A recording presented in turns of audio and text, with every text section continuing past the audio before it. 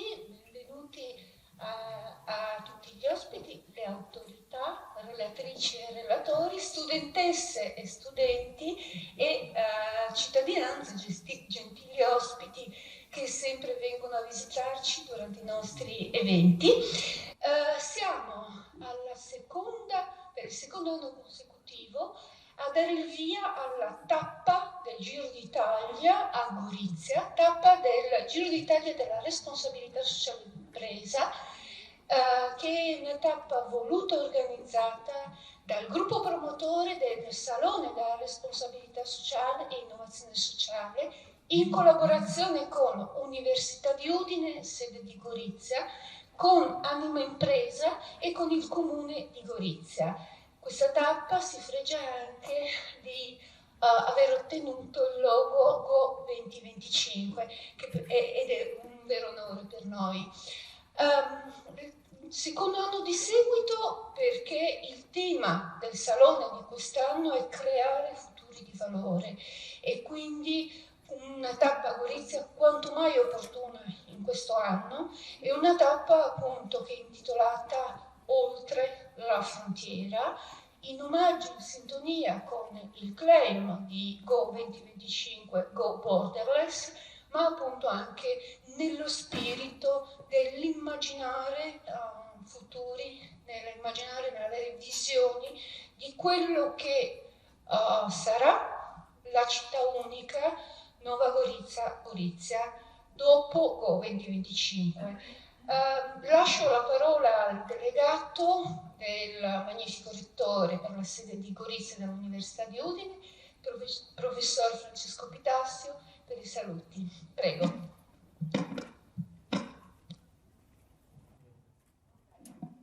Ok, bene, buongiorno a tutte e tutti, benvenuti e benvenuti.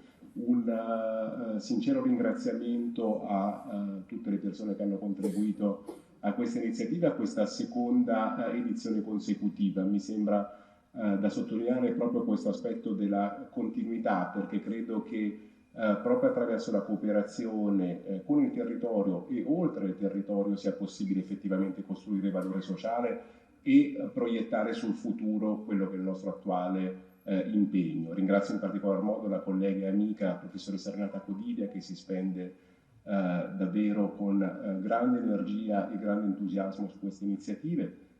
Ringrazio la dottoressa Sobrero, il Salone della Comunicazione Sociale di Impresa. Ringrazio anche la dottoressa Brangian per Anima Impresa e l'assessore Artico, che già l'anno scorso e continuativamente apre un fronte di cooperazione e proiezione appunto su iniziative future tra il Comune di Gorizia e la nostra presenza qua sul territorio. Ovviamente porto i saluti del magnifico rettore dell'Università degli Studi di Udine, il professor Pinton, che alla presenza qua sul territorio e a questo genere di iniziative ha sempre dedicato particolare attenzione. Da ultimo, appunto, a proposito di andare oltre le frontiere, l'amica Renata Codidia, che spesso mi prende bonariamente in giro perché io sono uno storico del cinema, non sono di formazione un sociologo, mi sono sempre occupato di queste cose e ogni tanto tendo a riportare quello che è il mio campo, le questioni che sono poi affrontate di volta in volta all'interno della nostra attività qua a Gorizia. C'è un film di oramai quasi 100 anni fa. Un film in realtà nasce come una produzione tedesca, il titolo era Kameradschaft, cioè comunanza, compagnia, girato da uno dei grandi registi tramuto e sonoro, Georg Wilhelm Pabst. In italiano viene tradotto malamente La tragedia della miniera, ed è la storia di una miniera posta nel territorio della Saar, che sappiamo essere un territorio conteso dopo la prima guerra mondiale tra Francia e Germania. Ed è in realtà la storia di due gruppi di minatori, francesi e tedeschi. Il film è girato senza doppiaggio, gli uni parlano tedesco, gli altri parlano francese, ma in occasione appunto di una tragedia all'interno dell'attività di scavo minerarie trovano la capacità di solidarizzare al di là di quello che invece le gerarchie militari e amministrative imponevano loro. Ecco, credo che questo spirito di collaborazione e compagnia, di andare appunto al di là delle frontiere per creare valore sociale e comunanza, sia qualcosa che ancora a 100 anni di distanza non ha perso in nulla il suo valore e la sua rilevanza. Grazie a tutte e tutti e buon lavoro.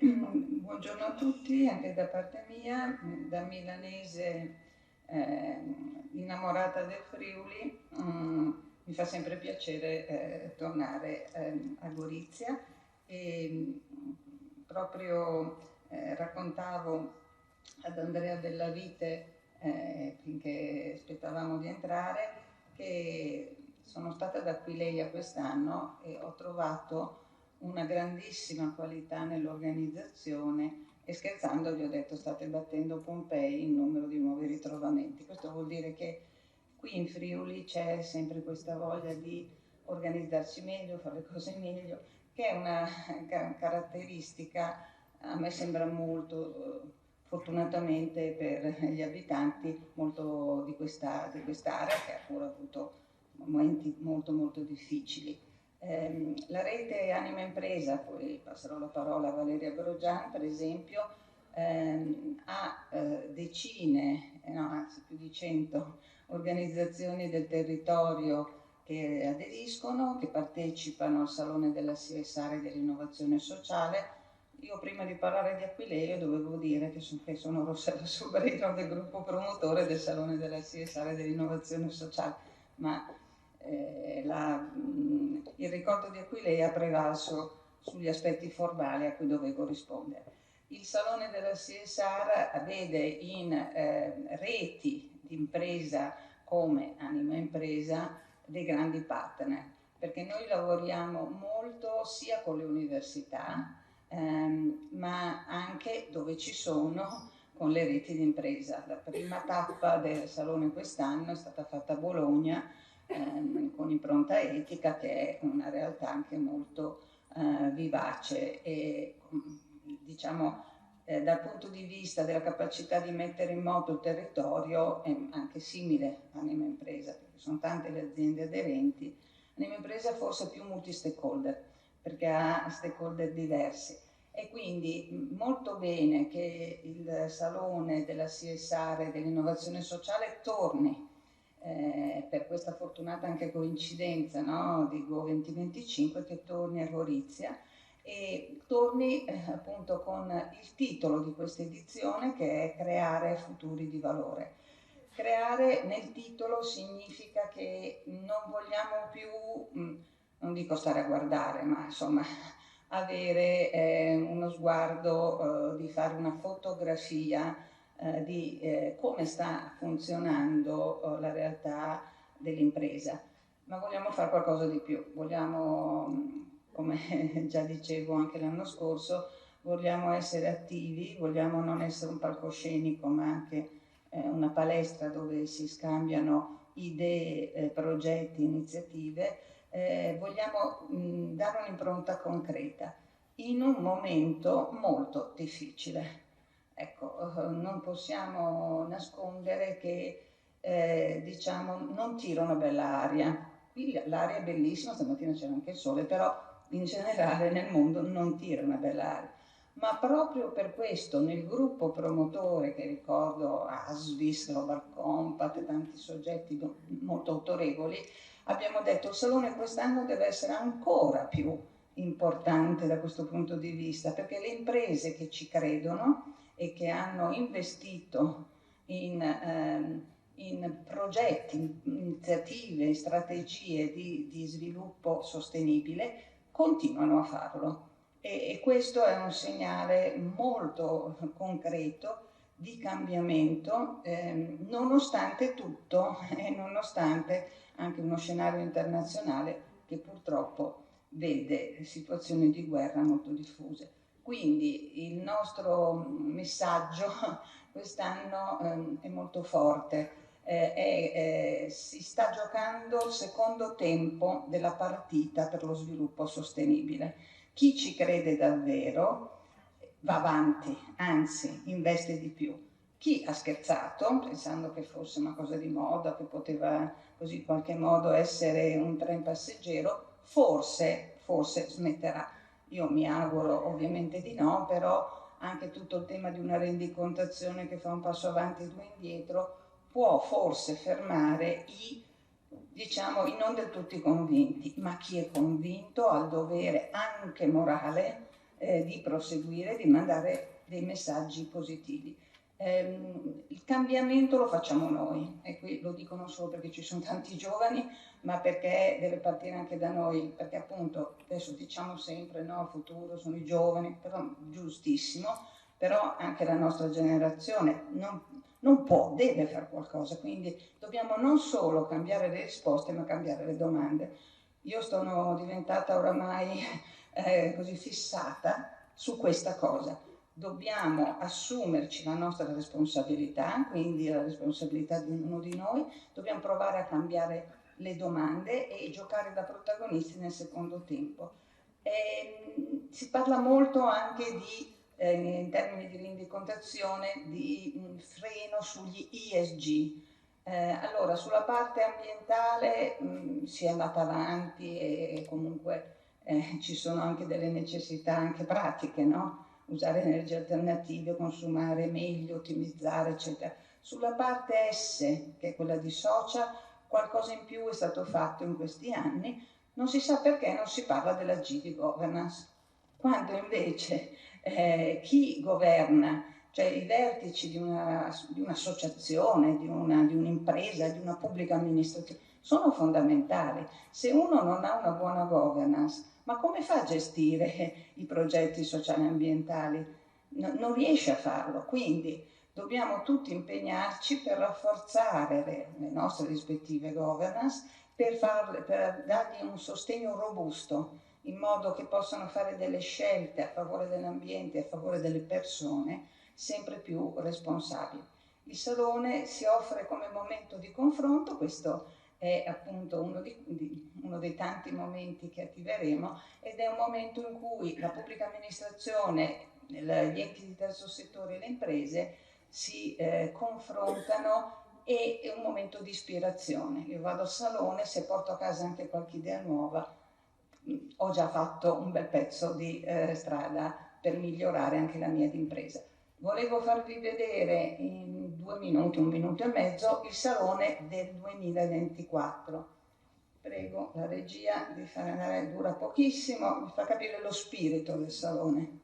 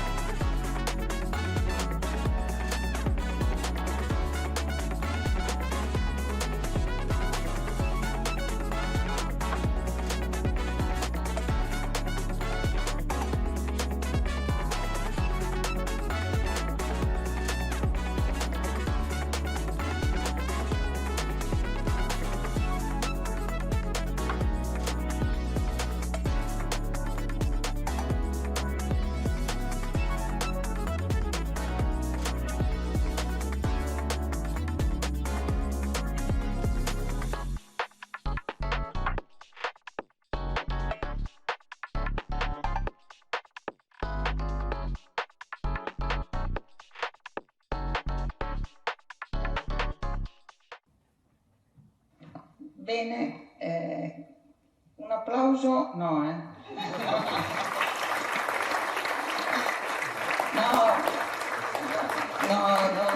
No, ovviamente non dicevo l'applauso al video del Salone, ma perché si scalda un po' il clima, no?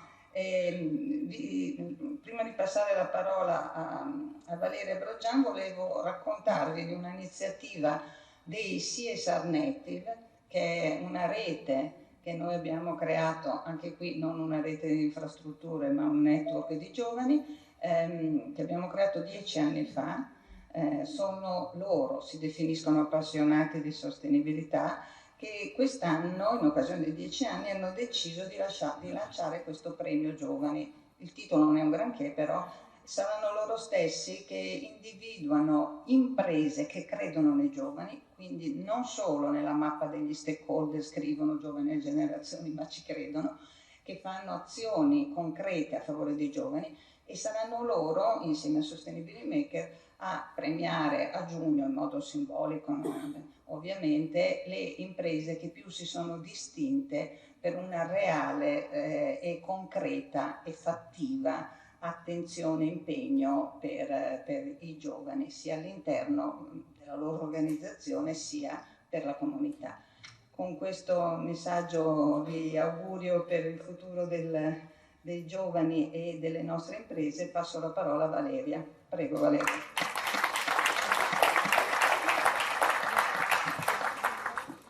Buongiorno a tutte e a tutti, bentrovati per il secondo anno di fila a Gorizia per la tappa del Salone. Ringrazio Rossella Sobrero per organizzare il Salone, oltre al Salone, che avete visto è un evento davvero irrinunciabile per noi, perché appunto abbiamo la possibilità di portare avanti un confronto, un'ispirazione con i maggiori, diciamo, player, le maggiori menti su tutte queste tematiche, insomma, della sostenibilità nazionali e internazionali, oserei dire. Ti ringrazio anche per organizzare le tappe in giro per l'Italia, quindi per avvicinarti ai territori e per dare continuità, anche un altro fatto molto importante, oltre alla territorialità, anche la continuità. Quindi il Salone non è 3 giorni a Milano, ma è un anno di ispirazione, un anno di cura e di cultura. Io mi chiamo Valeria Brogiana, rappresento qui l'associazione Anima Impresa. Anima Impresa è un'associazione che opera nel Friuli Venezia Giulia da ormai 15 anni, quindi dal 2010. La nostra storia è importante, come diceva Rossella. Noi affiliamo un connotato un po', associamo oltre 100 imprese del territorio Friuli Venezia Giulia e oltre 50, 60, chiamiamo le persone fisiche, siano essi consulenti, giovani. Cosa facciamo? Sensibilizziamo, divulghiamo le tematiche della sostenibilità da 15 anni. E in che modo? E quindi qui poi do anche, diciamo, lancio anche a voi la possibilità di collegarvi gratuitamente, spontaneamente a noi tramite degli eventi che hanno luogo nel territorio di varia natura, eventi di alta ispirazione, eventi presso le aziende dove le aziende si raccontano, e poi divulghiamo la sostenibilità anche tramite un magazine che si chiama Evolution, è a disposizione gratuitamente sul nostro sito, per cui se siete curiosi vi invito a frequentare il nostro sito sia per vedere gli eventi che per scaricare gratuitamente questo magazine. Mi ricollego come messaggio importante da dare in questo momento a quello che diceva prima Rossella. Non tira una bella aria. E siccome non tira una bella aria, noi che siamo imprenditori del territorio, riteniamo che ciascuno nella propria sfera di influenza debba fare la propria parte. Ecco, per fare la propria parte noi abbiamo trovato questa chiave che è associazionismo, cultura della sostenibilità.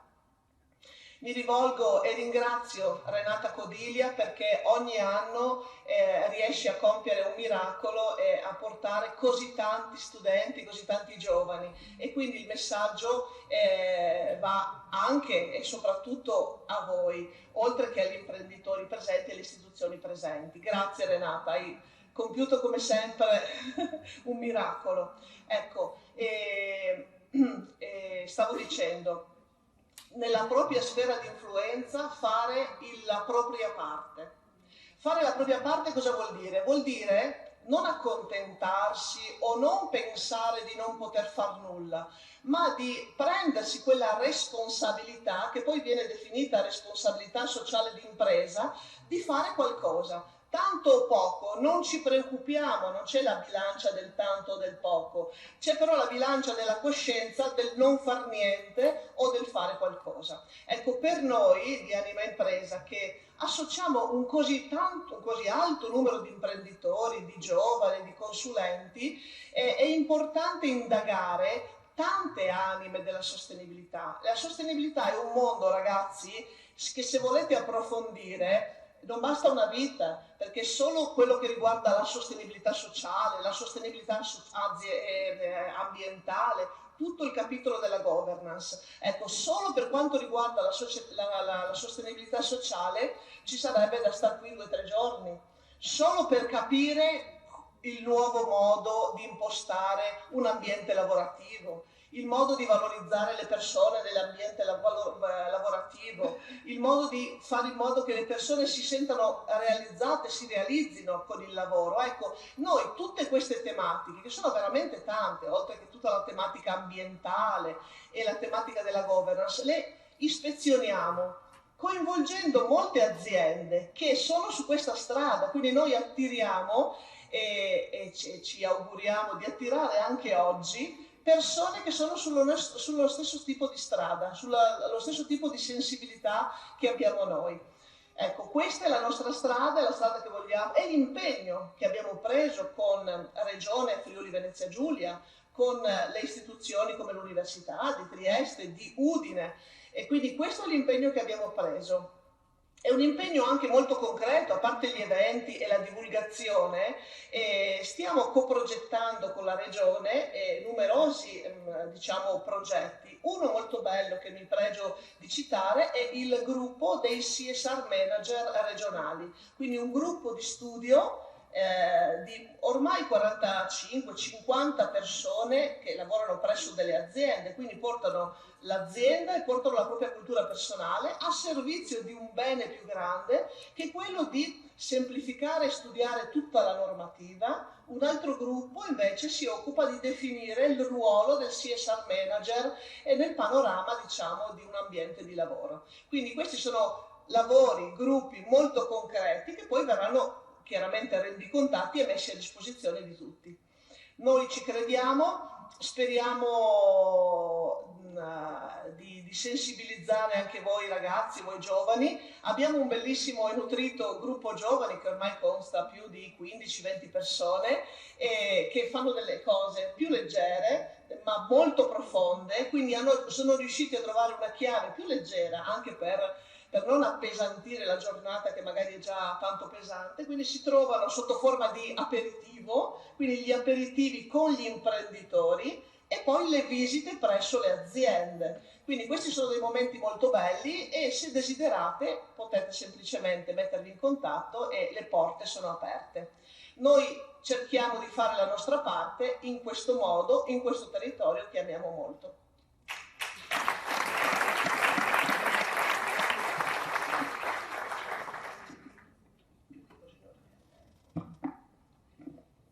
Buongiorno a tutti, ringrazio come sempre l'amica Renata Codiglia con cui, ripeto sempre, da anni collaboriamo e costruiamo delle cose carine, no Renata? Poi il professor Pitassio e chi anche ha organizzato questo evento, ma anche quello splendida realtà che è il Salone, quindi grazie, bravissimi. Costruire futuri di valore. Ecco, io sono assessore alla Capitale Europea della Cultura Go 2025 ed è una domanda che mi pongo spesso perché io cerco sempre, anche per una deformazione professionale, una curiosità mia continua anche alla mia età, sono giornalista, per cui mi chiedo spesso com'è la realtà, dove sta andando, che cosa si può fare, perché la vita è un continuum, no? Vediamo anche quello che sta succedendo, cose che fino a un anno fa erano impensabili e oggi accadono, per dare il senso proprio di quanto è dinamica la società. No? Per cui una risposta che oggi poteva essere adeguata, il giorno dopo non lo è più. Siamo in queste situazioni, a proposito anche di quello che diceva prima la rappresentante del Salone, dobbiamo porci nuove domande per avere anche nuove risposte. Ecco, Go 2025, appunto mi chiedo ogni giorno, no, registrando, a seconda di quello che vedo, di quello che sperimento, anche le iniziative. Sono assessore a Go 2025 e Go 2025 per me è un'utopia diventata realtà. Oggi proprio quello che vedo intorno, quasi i venti di guerra, l'avvicinarsi alla guerra, è come non ci fosse più l'utopia della pace, l'utopia del dialogo. Ho sentito anche questa frase che mi ha un po' fatto sorridere, no? Magari anche da gente che negli anni 60 diceva mettete i fiori nei vostri cannoni, oggi una parte degli stessi dice ma dobbiamo prima costruire i cannoni, ma anche no, dico, ma anche no, non è questa la via, non è questa la strada. La strada è quella ed è questo Go 2025, ed è questo che hanno fatto le comunità di Gorizia e Nova Gorizia nel corso di tutti questi decenni, è cercare un'altra via, che non è quella della contrapposizione. Cercare di capire l'altro, di mettersi nei panni dell'altro, con 1000 resistenze, 1000 ostacoli, un passo avanti, 2 indietro, no? Però questa è la strada. Se noi vogliamo dare un futuro di valore ai nostri figli, ai nostri nipoti, alle giovani generazioni, è questo che dobbiamo fare. È quello di abbracciare anche il nemico, cioè mettersi nei panni del nemico. Oggi c'è la tendenza un po' per ideologia, per interesse, per mille giustificazioni, c'è la tendenza a prendere sempre la posizione o di qua o di là, o con Trump o con Zelensky, o con Trump o con Putin. Adesso c'è anche la Cina un po' che si è messa di mezzo, cioè c'è sempre, no? Dobbiamo sempre essere da una parte o dall'altra. E io dico, mettiamoci invece intorno al tavolo e mettiamo queste persone intorno al tavolo. E questa è l'utopia. A livello come Go 2025 stiamo cercando di creare una rete, un tavolo per costruire insieme il futuro, per costruire insieme la società, perché è questo il valore aggiunto, è questo l'utopia, quello che possiamo fare, non è la contrapposizione, che ci può anche stare momentaneamente, ma la domanda che ci dobbiamo fare, qual è l'obiettivo?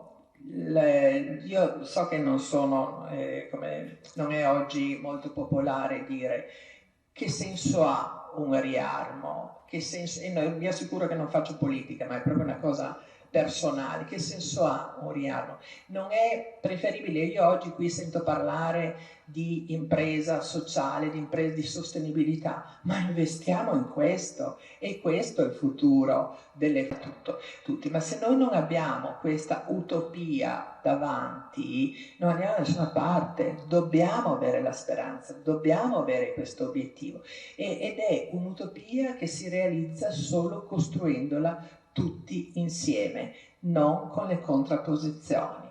Quindi Go 2025, la frontiera, l'impresa sociale deve guardare a questo, a questa utopia che qui è diventata realtà. Grazie a tutti.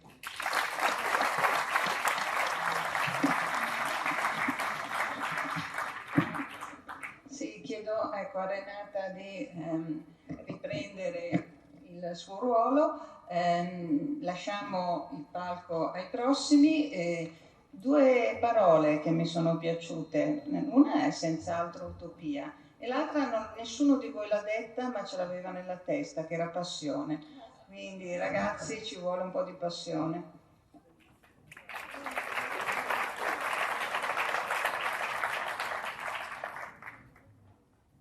Grazie a professor Pitasso.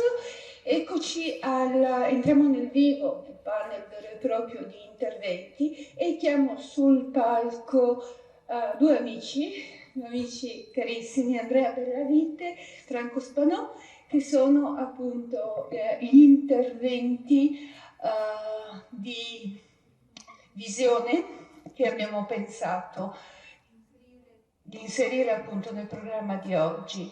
È un format un po' atipico, un po' diverso, originale per la tappa di Gorizia, però appunto abbiamo tenuto fortemente a metterci l'immaginazione con il compito appunto di Andrea Bellavite, ovvero la visione su Città Unica Gorizia, Nuova Gorizia, e un secondo intervento che abbiamo definito di alta ispirazione, con una chiave, anche questa molto originale, che è quella della cultura, mettiamo così, dell'arte. In realtà abbiamo immaginato appunto il contributo dell'arte e il modo in cui di fatto attraverso le collaborazioni artistiche, attraverso così, la passione degli artisti, appunto si costruiscono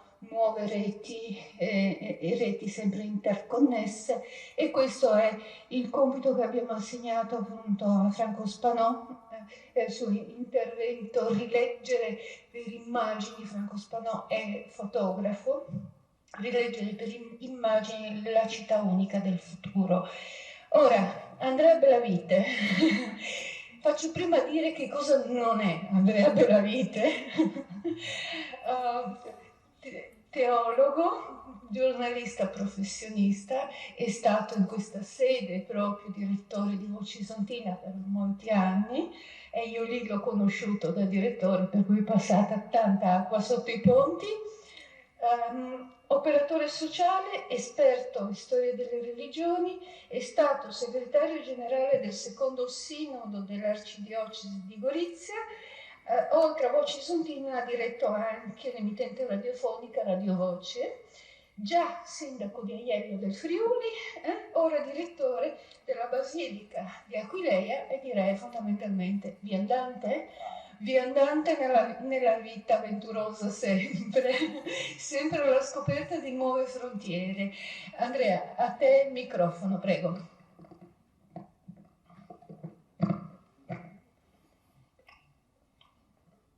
Buongiorno a tutte, a tutti. Lepo pozdravljeni vsi skupaj, buon via duc, willkommen e via dicendo. Siamo qui e mi pare giusto che ci salutiamo nelle lingue che sono parlate qui e in tante altre che magari non conosco. Il tema che mi è stato dato è la città del futuro, è un tema enorme, cercherò di essere sintetico, ma chiedo a Renata di picchiarmi nel momento in cui si arriva vicino ai 20 minuti. Bene. Mi sono piaciuti molto gli interventi introduttivi, insomma, e io partirei da dove loro sono arrivati. Mi ha colpito in particolare, per motivi geografici, l'intervento dell'assessore Artico, che ho trovato veramente interessante e illuminante. E mi piace partire dal dire che siamo in un momento di transizione importantissimo per la storia del mondo, e mi piace anche il termine sostenibilità, che è stato usato più volte. Ritengo però che il termine sostenibilità non riguardi soltanto un nuovo modo di impostare la vita sociale, ma che sia possibile soltanto in un cambiamento di paradigma, in un cambiamento di sistema politico, economico e sociale, perché rimanendo dentro gli stessi schemi difficilmente la sostenibilità andrebbe oltre ad un importante richiamo. Parto da dove è arrivata l'assessora Patrizia Artico. Nova Gorizia e Gorizia, secondo me, non lo sono ancora, ma possono davvero diventare un luogo simbolo per l'umano convivere nella giustizia e nella pace. Cioè, il modello Nova Gorizia non è soltanto importante per una realtà che si svolge qui su questo territorio, ma è un richiamo che può essere riportato all'Europa, senz'altro, che ha dato questo particolare riconoscimento della capitale della cultura, ma direi, e lo spiegherò perché, al mondo intero. Nella prima parte della mia riflessione cercherò di dire perché, secondo me, Nova Gorizia e Gorizia possono essere davvero il modello della città del futuro. Nella seconda parte, di conseguenza, direi, vorrei indicare alcune suggestioni relative al futuro della città. Quindi guardo un po' in avanti, ecco, raccolgo la sfida dell'utopia e quindi immagino cosa potrebbe essere tra 20, 30, 40 anni, quando molti di voi sarete in ruoli di importante responsabilità per il futuro di questo territorio e per il futuro del mondo. Credo che dobbiamo partire dalla constatazione della fine di un certo modo di concepire lo Stato. Lo Stato nazionale ha sempre immaginato un rapporto di coincidenza tra la concezione dello Stato e la concezione della nazione. Ciò ha provocato moltissimi problemi, tra i quali anche le guerre mondiali. Ma da un certo punto in poi questa idea della coincidenza tra Stato e nazione viene ad essere corretta, riformata, migliorata attraverso l'attenzione alle cosiddette minoranze, cioè all'interno di uno Stato-nazione esistono delle nazionalità diverse rispetto a quella dominante, a quella maggioritaria. E si crea allora la necessità politica di tutelare la cosiddetta minoranza. Questa è una situazione che dura fino ad alcuni anni fa, ma che oggi non corrisponde più alla realtà, perché c'è un fenomeno fondamentale che sta trasformando radicalmente il nostro modo di concepire gli stati e gli organismi sovrastatali, ovvero le migrazioni dei popoli. Abbiamo cioè una nuova concezione del convivere. Al concetto di nazione credo che si debba sostituire il concetto di cultura. Le nazionalità sono oggi sopraffatte dal concetto di appartenenza culturale. Questo porta alla necessità che all'interno di ogni organismo, di ogni realtà, non ci sia tanto la necessità di affermare una maggioranza e una minoranza, ma ci sia invece da affermare all'incontrario la possibilità di integrarsi reciprocamente, di darsi reciprocamente la propria specificità, le proprie caratteristiche, la propria storia.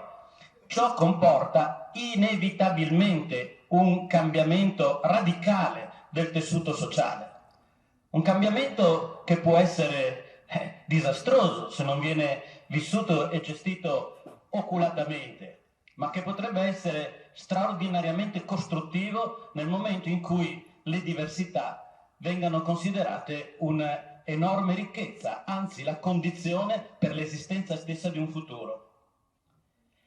Tutto questo porta a due implicazioni. Una la definirei macro e una micro.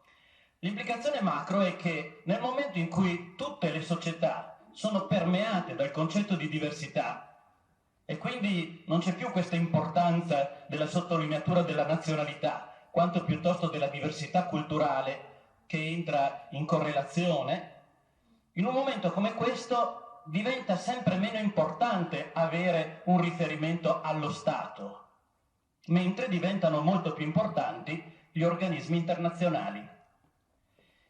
E anche qui parlo sì di un'utopia del futuro, ma anche dico delle cose che sono già state dette nel passato. Nel 1917 Wilson proponeva la realizzazione di una società delle nazioni che fosse in grado di poter ricevere il potere da parte degli stati nazionali di allora per poter dirimere in un organismo sovranazionale le problematiche e le controversie internazionali. Qualcosa di simile diceva Papa Benedetto XV nel pieno della Prima Guerra Mondiale, affermando la necessità del disarmo generale di tutti gli stati esistenti nel mondo e richiedendo la costituzione di un organismo sovranazionale in grado appunto di affrontare attorno a un tavolo, come diceva prima l'assessore Artico, tutte le controversie che via via si sarebbero dovute realizzare. Questo veniva detto nel 1917 e è rimasto purtroppo lettera morta, ma potrebbe essere il futuro venendo meno la forza dello Stato, viene molto meglio valorizzata la forza dell'organizzazione internazionale, in particolare penso alle Nazioni Unite, ma non delle Nazioni Unite prive di qualsiasi reale potere e di un diritto internazionale di fatto inesistente, ma delle Nazioni Unite che abbiano veramente il potere conferito dagli Stati per poter gestire le relazioni. Ma accanto a questa visione macro c'è la visione micro, cioè paradossalmente l'indebolimento dello Stato in funzione dell'arricchimento dell'organismo internazionale valorizza il locale e quindi valorizza la città, il ruolo della città e dei suoi dintorni.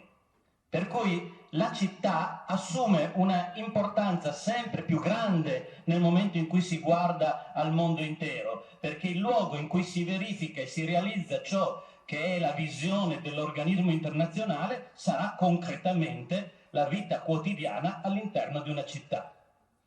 Secondo passo, se è così, Nova Gorizia e Gorizia, dentro questo quadro che vi ho dato della mia visione del futuro macro e micro, Nova Gorizia e Gorizia sono la città del futuro, sono un modello, sono un esempio, un'esemplificazione di quello che dovrebbe essere ogni città del futuro. Parto dall'etimologia, no? Viviamo sul confine. Angelo Floran, caro amico, scrittore che tutti conoscete, e lui ama dire che non si deve più parlare di confine come limite, ma di frontiera come luogo in cui si è gli uni di fronte agli altri e si costruisce insieme una nuova realtà. A me piace di più richiamarmi all'etimologia latina di cum finis, no? Che significa sì, senz'altro il luogo in cui si condivide il limite oltre il quale non si può andare, ma finis significa anche il fine, l'obiettivo, e quindi il confine inteso come luogo in cui si condividono gli obiettivi, si condividono i fini. Questo e qual è il fine fondamentale? È quello di riuscire a creare una nuova realtà partendo dalla divisione per arrivare alla ricerca dell'unità. Nova Gorizia e Gorizia sono già di per sé stesse delle città plurali, nel senso che intendevo prima. Nova Gorizia nasce neanche 80 anni fa e viene costruita dalle brigate che provengono dalle repubbliche della Jugoslavia, e molti di loro si fermano dopo, fanno famiglia, e quindi a Nova Gorizia fin dal 1948 c'è una presenza significativa di macedoni, serbi, montenegrini, kosovari e via dicendo.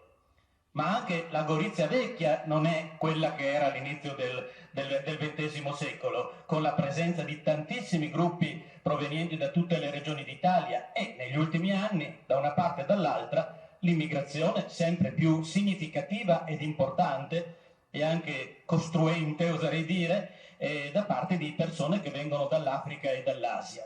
E allora queste due città come le possiamo definire perché possano essere la città del futuro? Possono essere definite, secondo me, due città congiunte.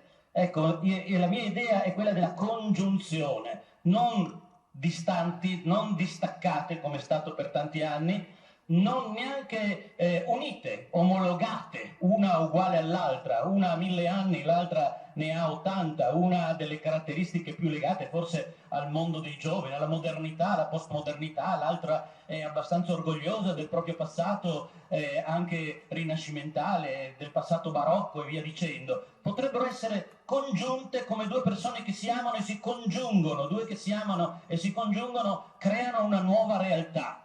Ma questa nuova realtà non annulla l'una e l'altra, anzi valorizza l'una e l'altra. E quindi nella congiunzione si costruisce qualcosa di nuovo, la capitale europea della cultura. Ma questa capitale europea della cultura non annulla la specificità della vecchia o della nuova Gorizia, ma valorizza loro così come valorizza tutto il territorio circostante.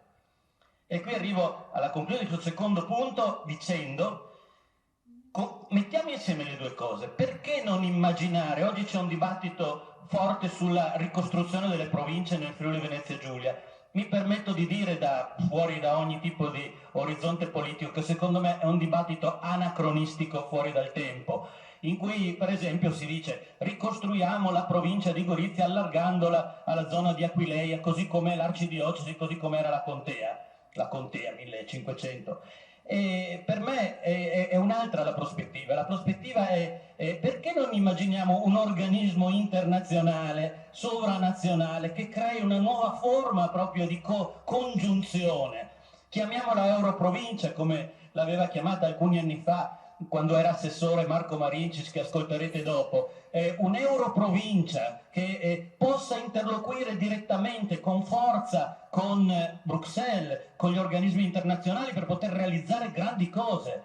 E l'Europrovincia deve comprendere tutta la valle dell'Isonzo, Socia, della Vipava, Vipacco, del Carso sloveno-italiano, certamente anche la Bassa Friulana fin dove si vuole, una provincia che è senza confini per definizione e che ha in sé un potere che non è più legato allo Stato, all'uno o all'altro, alla Slovenia o all'Italia, ma è legato all'Europa in questo caso, e un domani forse a questa organizzazione internazionale che auspico che ci sia e che rappresenti tutto il pianeta. Impossibile? No, c'è già il GECT e ZTS che ha già provato questa realtà e sta dando ottima prova di sé con la Capitale Europea della Cultura. È possibile che una cosa come il GECT, magari ripensando al gruppo europeo di collaborazione transfrontaliera o qualcosa del genere, possa allargarsi e diventare il modo di vivere questo territorio. Questo secondo me è guardare al futuro, avere rapporti internazionali che si giocano poi nel vivere grandi novità sul locale.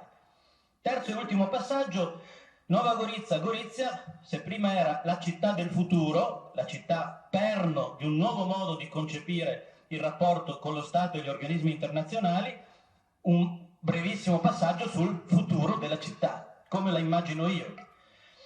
La immagino dal punto di vista storico, perché, come è già stato detto, e quindi ne parlo brevissimamente, la Capitale Europea della Cultura è un riconoscimento eccezionale, straordinario. Mi permetto di metterci un po' di passione anch'io, perché non sono convinto che sia stato capito fino in fondo. Cioè una terra che ha visto scannarsi la gente in nome dei nazionalismi, della diversità linguistica, culturale, con una persecuzione sistematica di qualunque cosa diversa da quella che voleva il potere, una terra del genere oggi viene additata come un modello per dire la diversità è condizione per costruire il futuro.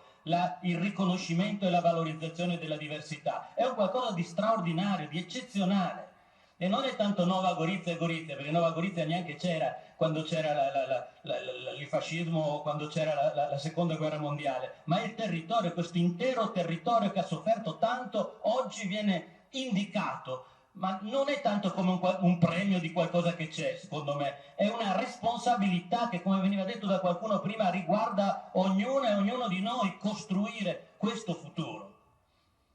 La cultura come fondamento dell'azione politica, economica e sociale di un territorio. Questo è un altro punto che la Capitale della Cultura indica, che la cultura veramente deve essere il fondamento di tutto questo. Perché questo possa accadere occorre che si rimetta a tema la questione delle lingue. Un territorio in cui si parlano tante lingue non è un territorio nel quale gli uni devono conoscere la lingua degli altri, mentre gli altri basta che conoscano la propria. Occorre trovare degli strumenti per potersi capire, comprendere. Non si può sempre costringere l'altro a parlare la tua lingua.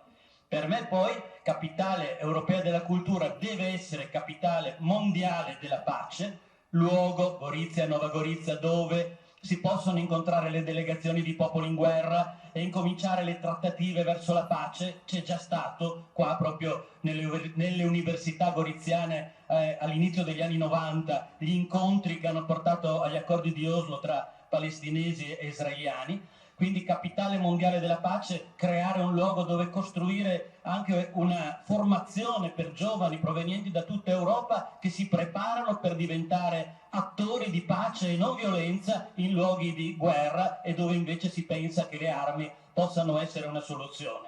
Capitale mondiale dell'accoglienza, non solo dei turisti ma anche di coloro che vengono a bussare alle nostre porte perché cercano aiuto, sostegno, fuggono da guerre, da persecuzioni, dalla fame, ecco, che sia un luogo in cui sia possibile questo tipo di accoglienza e un'economia di conseguenza fondata sul riconoscimento dell'evento storico Grazie della citazione di Aquileia, perché tutto quello che stiamo dicendo ad Aquileia si era già intuito nel corso dei secoli, quando c'era un'entità sovranazionale, guarda caso, un'organizzazione internazionale che comprendeva qualcosa come 9 attuali stati nazionali, 42 diocesi, dove si parlavano lingue, culture, si vivevano culture diverse, religioni diverse, e c'era un cammino verso l'unità. Riscopriamo queste radici culturali aquileiesi. E poi il Novecento goriziano, perché il Novecento goriziano non ha nulla da invidiare a nessun altro luogo nel mondo. Un ambiente, un'economia fondata sulla valorizzazione dell'ambiente, ne parleranno altri, ma secondo me veramente un investimento enorme deve essere fatto sulle piste ciclabili e sui cammini che passano già per queste zone e che portano migliaia e migliaia di persone e non portano soltanto portano anche molta economia, non soltanto etica e capacità di relazione con gli altri. Poi gli aspetti enogastronomici, ma sappiamo, adesso non mi fermo troppo su queste cose, soprattutto l'incontro con le persone, perché la capitale europea della cultura non è tanto i monumenti che ci sono a Nova Gorizia e a Gorizia, che peraltro sono interessanti, ma neanche l'ambiente naturale, che peraltro è meraviglioso.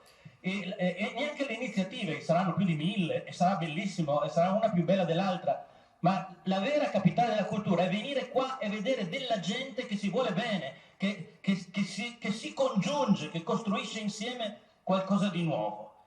E quindi nel cuore di questa visione che avevo, io vedo un domani delle relazioni complementari, Grado al mare, Aquileia alla storia, Gorizia al Medioevo, il Rinascimento, il Barocco, la Nuova Gorizia moderna e postmoderno, Aidoscina, il nuovo polo industriale importantissimo, il Collio, l'Isonzo, le Alpi Giulie e via dicendo, per concludere, perché qua giustamente Renata sta stringendo i tempi, voglio dire, e lo leggo così la faccio brevissima, Nova Gorizia e Gorizia non sono la città del futuro solo perché città di confine, ma perché ricevono il compito di sperimentare una congiunzione che può permettere loro di superare la differente appartenenza allo Stato, collegandosi direttamente con un orizzonte internazionale tendenzialmente planetario. Non c'è più appartenenza nazionale, neppure e soprattutto nazionalista, ma inter- o sovranazionale. La tendenza è verso gli Stati Uniti del mondo, realizzati nella nostra città, teoreticamente senza confini. Grazie, qua la Lepa.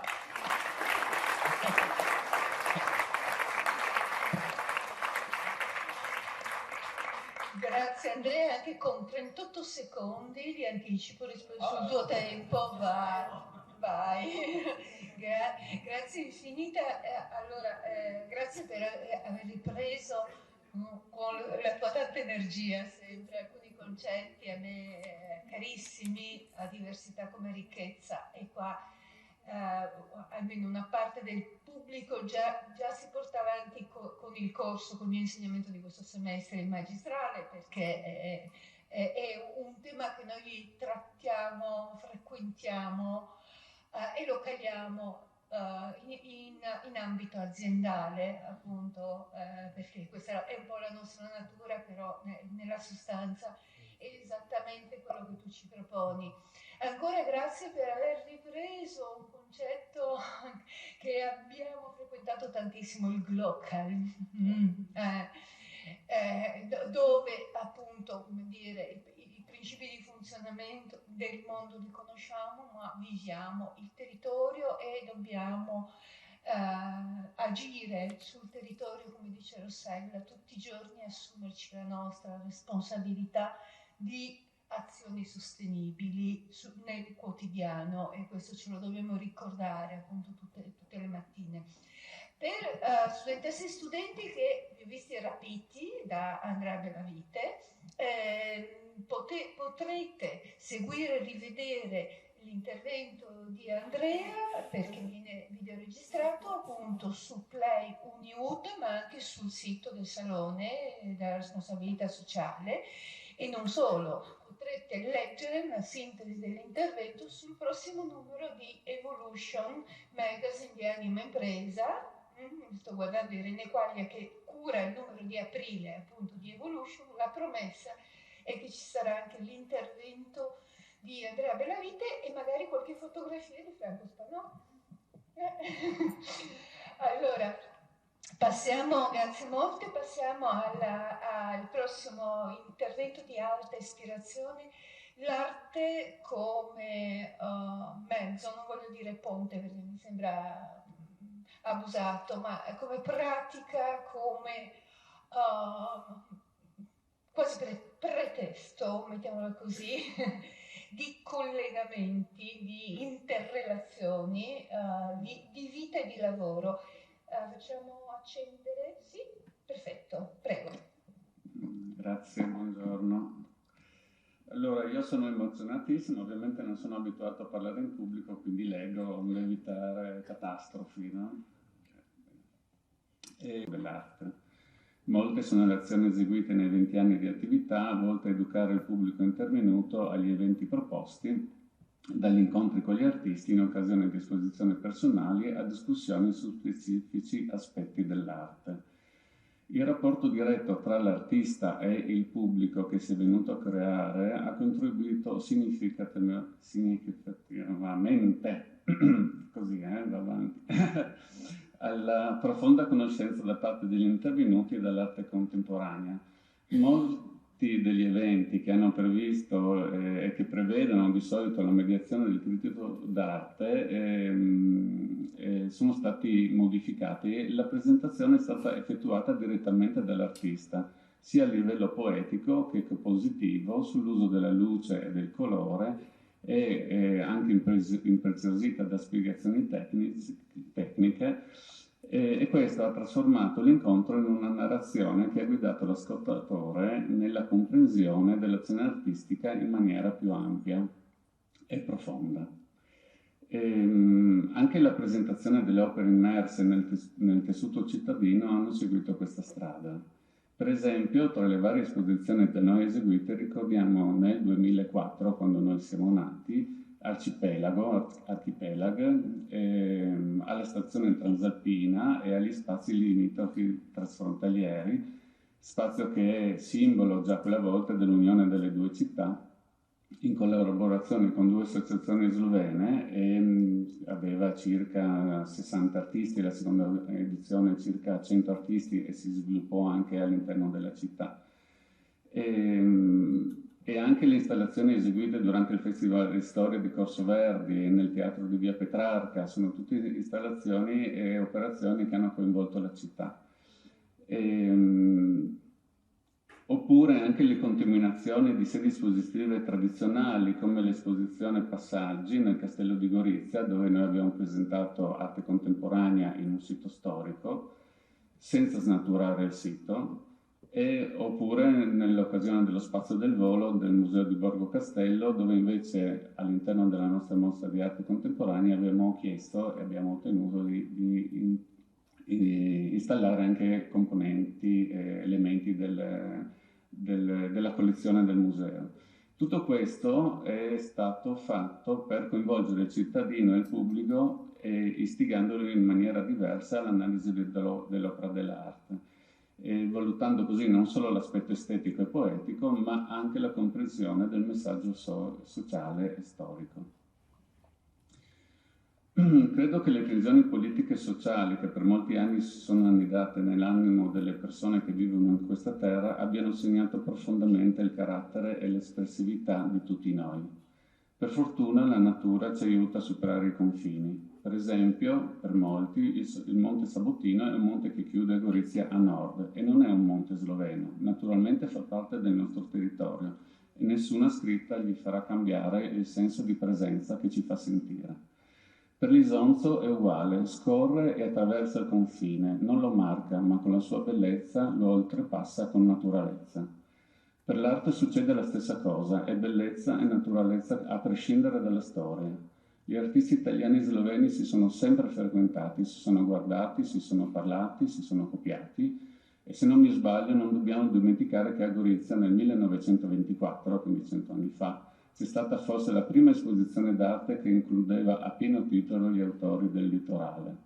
Il progetto artistico 2 per Go, tra gli anni 60 e 70, ha contrabbandato arte in maniera esemplare, sconfinando e avvicinando gli artisti.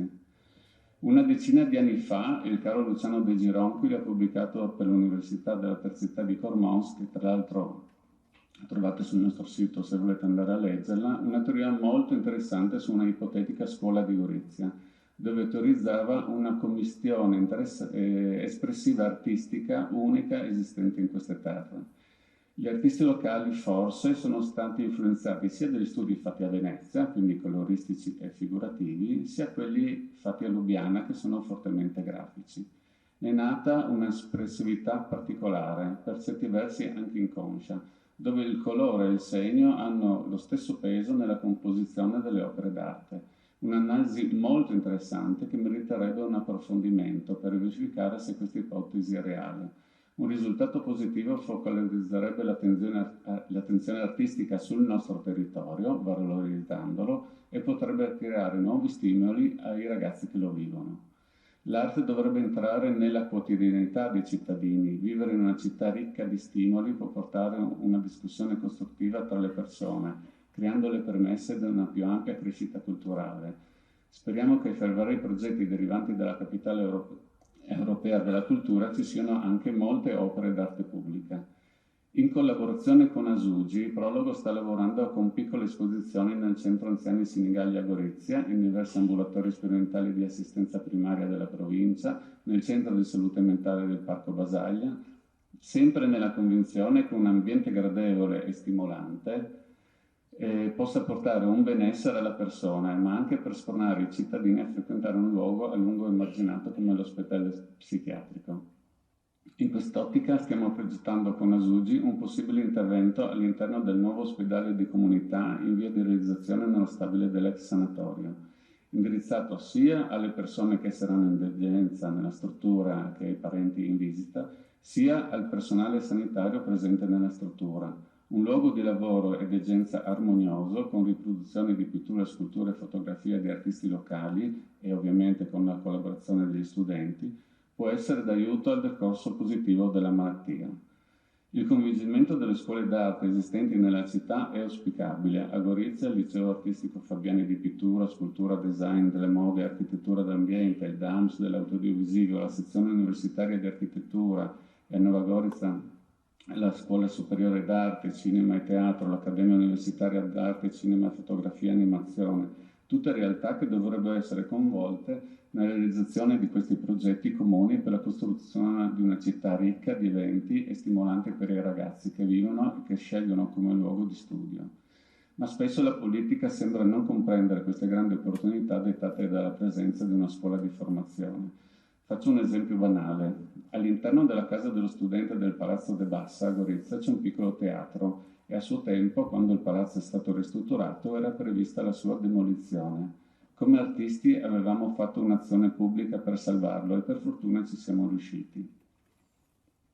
La nostra idea era che quel prezioso spazio culturale fosse gestito in modo tale che sia gli studenti provenienti da tutta Italia che i ragazzi goriziani avessero un luogo culturale d'aggregazione che diventasse fondamentalmente un punto di contatto tra loro, un luogo di incontro e di espressione, dove la musica, la poesia, il teatro, l'arte potesse diventare un mezzo di unione. Invece no, lo spazio non è stato dato agli studenti, ma viene aperto raramente per fini istituzionali esterni all'università. Peccato, no? Però nulla è perduto, si può sempre ripensare a tutte queste scelte passate che hanno negato lo sviluppo della città nel senso dell'accoglienza e dell'integrazione. L'arte è un mezzo meraviglioso per aprire le porte della conoscenza, che diventa sviluppo culturale, sociale e infine economico. Il Parco Basaglia potrebbe essere un luogo di residenza per gli artisti. Ci sono spazi liberi che possono essere riconvertiti in laboratori dove artisti locali e artisti invitati possono produrre arte. Bisogna come al solito trovare l'appoggio della politica e i denari per realizzarlo. Le opere, per esempio sculture, potrebbero trovare dimora nello stesso parco, arricchendolo così da diventare sempre più a lungo un luogo frequentato dagli stessi goriziani. Il progetto La Città dei Matti, che si sta muovendo in questi giorni, ne è l'inizio. Sono previsti svariati appuntamenti come visite guidate e teatralizzate all'interno del Parco Basaglia, laboratori di teatro sociale, workshop, Per i ragazzi le scuole, spettacoli teatrali, un seminario dedicato al connubio tra arte e medicina. E lo vediamo come un ottimo inizio ed è un progetto che speriamo duri nel tempo, che prosegua e cresca negli anni a venire, che non siano solo eventi estemporanei, ma che producano qualcosa di durevole. La nascita di un museo su Basaglia è auspicabile con l'inserimento al suo interno di opere d'arte a lui dedicate e create sul tema della follia e dell'inconscio. Da 3 anni stiamo lavorando su questi temi e a febbraio abbiamo fatto un'esposizione dedicata specificatamente a Basaglia e il pubblico ha apprezzato molto il pathos che si è venuto a creare. Ma anche un museo dedicato all'aeropittura futurista nell'aeroporto di Gorizia sarebbe doveroso, recuperando torri e stazioni di controllo. Tullio Carali è uno tra i massimi esponenti di questa corrente, pittore che ha vissuto e ha studiato a Gorizia, si può dire che culturalmente è nato in questa città. Inoltre non dobbiamo dimenticarci che il quarto stormo con l'asso dell'aeronautica Francesco Baracca aveva come base questo aeroporto, con il comando di Amedeo Duca d'Aosta. Durante la Prima Guerra Mondiale fu una base importantissima e il famoso simbolo del cavallino rampante rosato dalla Ferrari era lo scudo di questo aeroporto. Anche in questo caso opere d'arte contemporanea potrebbero colloquiare con reperti storici, arricchendo la proposta. Anche in questo caso la storia potrebbe venire studiata dai ragazzi in maniera diversa e più coinvolgente, oltre ad essere un'attrattiva culturale. Altro esempio, via Ascoli a Gorizia venne a suo tempo ristrutturata con l'idea di farla diventare una via dell'arte. Ma come fare? Avevamo proposto che gli spazi di proprietà del comune, dell'ATER, posti ai piani terra, degli stabili e molti ancora vuoti, potessero essere dati gratuitamente ai giovani artisti per trasformarli in laboratori e atelier, con l'obbligo, per esempio, di essere aperti il fine settimana e far diventare realmente la via una strada piena d'arte. Ciò potrebbe attirare il pubblico da fuori città e spronare la produzione artistica locale e giovanile. Per il Bando Borghi abbiamo proposto un recupero di uno spazio non utilizzato per la trasformazione in caffè, con spazio espositivo, spazio per eventi, archivi di cataloghi e pubblicazioni d'arte locale, compresi la digitalizzazione dei documenti per rendere fruibile a larga scala tutto il materiale, un nuovo luogo di incontro tra i ragazzi e gli autori per uno scambio di conoscenza, opinioni e studio. Gli artisti hanno bisogno di qualcuno all'interno delle 2 istituzioni comunali che concretamente si adoperi a sviluppare dei progetti transfrontalieri, un tavolo congiunto mettendo in collegamento critici e artisti. Grazie a Go 2025 si è iniziato a organizzare delle riunioni dove ci viene chiesto cosa manca nel territorio. Siamo fiduciosi che le persone coinvolte trovino le soluzioni su come e cosa fare e le mettano in pratica. Per esempio dovrebbe essere creata una galleria trasfrontaliera che dovrebbe acquistare le opere degli artisti viventi operanti nel territorio in modo da creare una collezione da donare alla posteriorità sull'arte creata oggi. Nello stesso tempo si dovrebbe fare esposizioni personali degli artisti. Investimenti fatti su grandi mostre portano sicuramente notorietà e grossi numeri nell'immediato, ma potrebbero non lasciare traccia per il futuro. Invece una politica di acquisizioni, esposizioni e catalogazione degli artisti del territorio può portare a uno sviluppo culturale a lungo termine. Perché non creare tutto intorno alle sedi delle grandi mostre una serie di piccole esposizioni dove presentare gli autori locali? Così l'interessato d'arte che viene attirato in città dal nome conosciuto ha modo di vedere come la cultura locale si esprime nelle varie forme artistiche. Se a livello regionale ci fosse un riconoscimento di status di artista, come già viene fatto in Slovenia, creando così anche un'unione territoriale concettuale, con la creazione di un albo professionale e di conseguenza un riconoscimento sociale, si getterebbero le basi di un'evoluzione unica nel settore che sarebbe di sprono agli studenti d'arte perché stimolati anche a livello di tessuto territoriale. Sinceramente, i principali progetti che per ora sono scritti su DB-Book e promossi dagli altri organi non mi hanno entusiasmato. Spero che invece tutti i piccoli progetti derivanti dal bando GECT avviino una collaborazione tra le associazioni del territorio trasfrontaliero, attività che lasci una traccia durevole sia nei contenuti che nelle relazioni. Sappiamo benissimo che il problema principale per le comunicazioni tra le parti è la lingua. Per fortuna moltissimi novogoriziani, non so se si dice così, novogoriziani, inventiamo, novagoriziani, parlano da sempre l'italiano, quelli della mia generazione ovviamente, per cui ci affidiamo alla loro capacità di conversazione per progettare gli eventi comuni. Per le nuove generazioni è diverso, parlano l'inglese da ambo le parti, per cui il problema per certi versi non si pone. Però mi aspettavo uno sforzo da parte delle istituzioni che ci governano per l'inserimento dell'insegnamento almeno delle basi delle due lingue nella scuola primaria, in modo che la cultura avvicini ulteriormente le popolazioni, cosa che però non è avvenuta. Però si può sempre fare, almeno a livello di base. Se le due città sono state prese a titolo ad esempio europeo come rapporto aperto tra le genti di stati diversi, allora forse bisognava sottolineare decisamente questo aspetto, anche per noi stessi che forse viviamo inconsciamente una unicità relazionale. Il visitatore delle due città come comprende, come percepisce che la cultura trasfrontaliera e l'accettazione del diverso qui si è creata e come farla rafforzare tale cultura fra di noi? Portare a compimento diversi progetti è una possibilità di crescita e sviluppo non solo per la città, ma in primo luogo per i ragazzi, in modo da spronarli a creare nuove azioni artistiche fresche e contemporanee che siano le loro opere a coinvolgere i cittadini con arte, musica, poesia, danza, ricordando che il linguaggio dell'arte è universale senza confine. Grazie.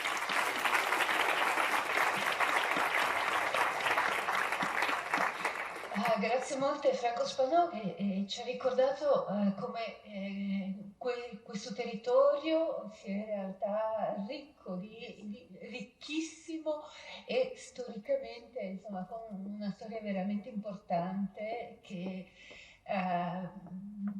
vorremmo vedere appunto di più un po' davanti nelle nostre strade. Il suo auspicio credo che lo accogliamo, lo abbracciamo veramente. Immagino che per i nostri studenti, se mai di Ascoli dovesse essere la via dell'arte, della musica, dei bar, dei caffè e in generale noi saremo tutto il giorno lì anche perché, ecco, quindi già vi garantiamo un successo di pubblico. Poi siamo tanti ovviamente, quindi aspettiamo di vedere e credo che appunto la Gorizia giovane, la Gorizia universitaria accoglierebbe queste iniziative veramente in maniera molto positiva, con grande frequenza e partecipazione, perché no, magari appunto non solo parteciperebbe ma esprimerebbe anche se stessa appunto attraverso l'arte,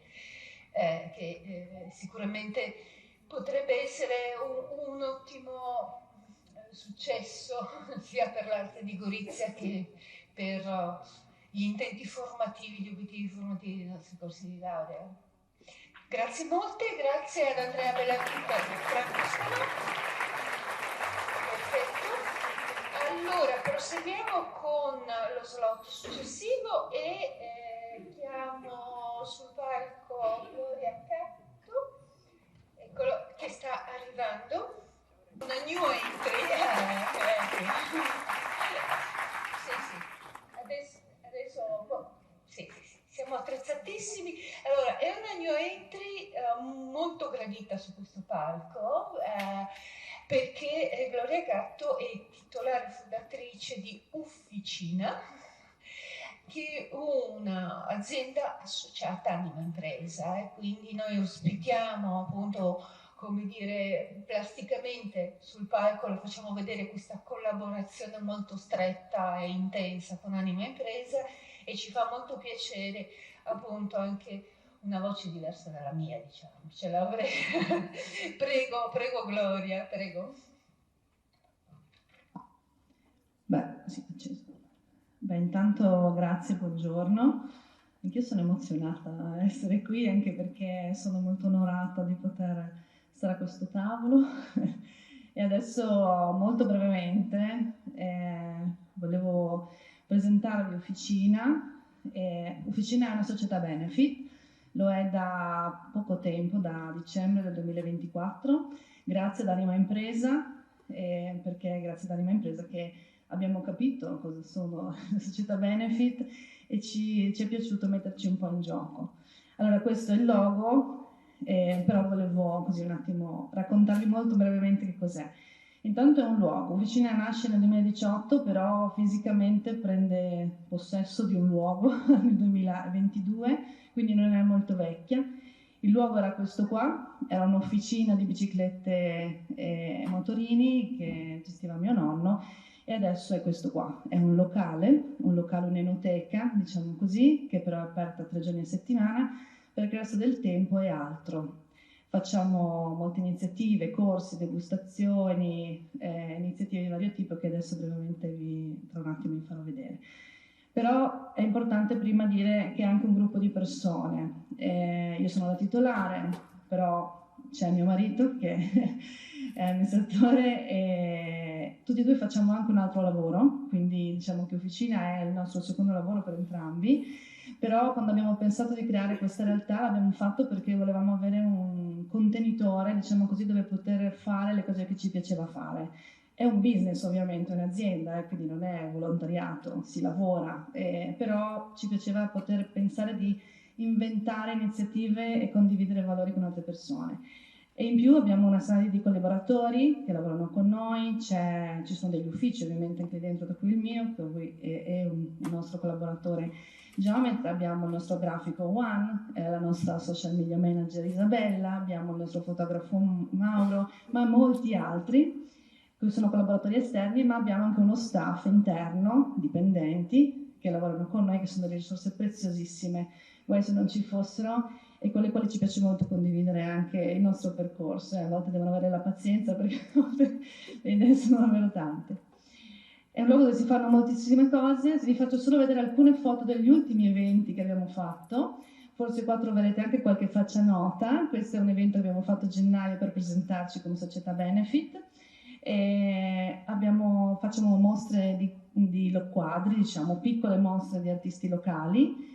Questa invece è un'attività molto divertente di beneficenza. Abbiamo chiamato delle parrucchiere e abbiamo insegnato ai papà a fare le treccine e i codini alle loro figlie e abbiamo poi dato i ricavati in beneficenza. È stata un'esperienza pazzesca, bellissima.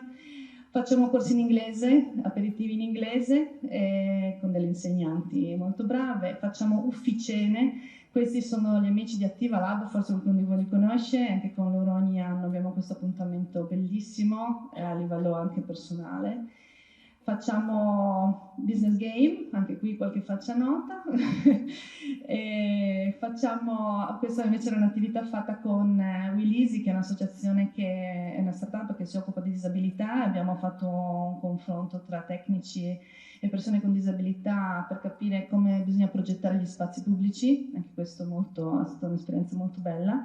Presentiamo libri di scrittori locali, ma non solo. Questo era un autore, uno dei casi, e questo invece, forse ne avete sentito parlare, era il libro dei calzini spaiati, forse qualcuno di voi ha sentito questa dicitura, ed era un'attività per bambini. E poi facciamo anche musica, oltre che ovviamente bere americani e aperitivi durante il fine settimana. Ecco, non facciamo solo questo, siamo anche fuori dalle mura di Officina. Diciamo che una buona parte del nostro fatturato deriva anche da questo ed è una cosa di cui siamo molto orgogliosi.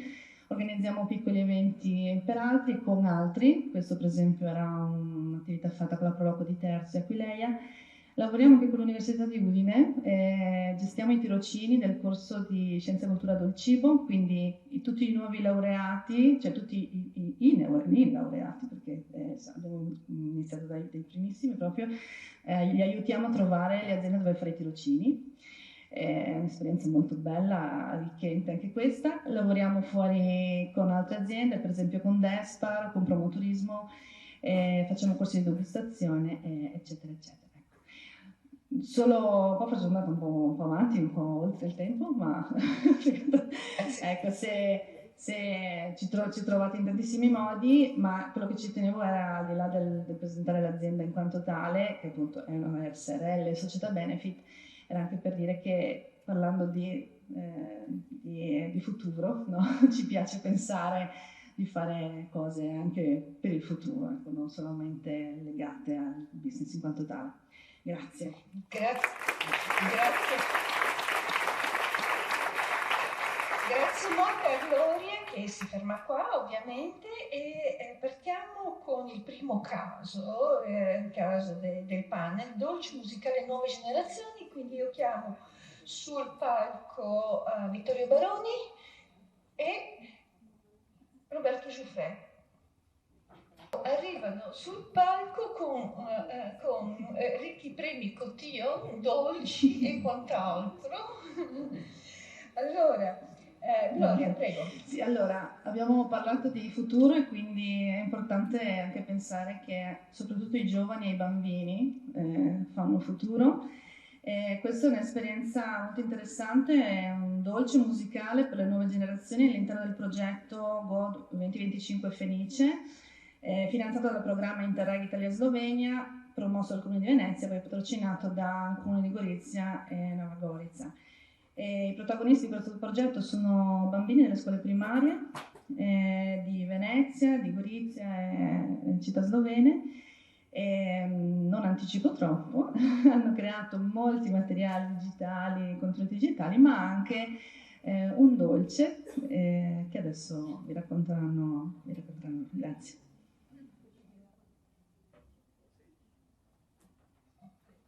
Buongiorno, sono Vittorio Baroni e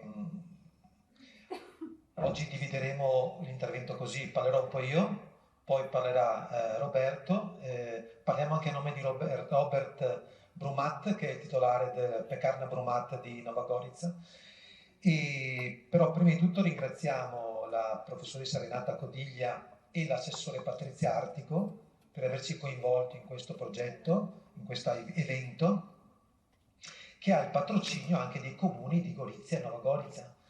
E poi vedo in sala giovani che domani spero diventino anche colleghi.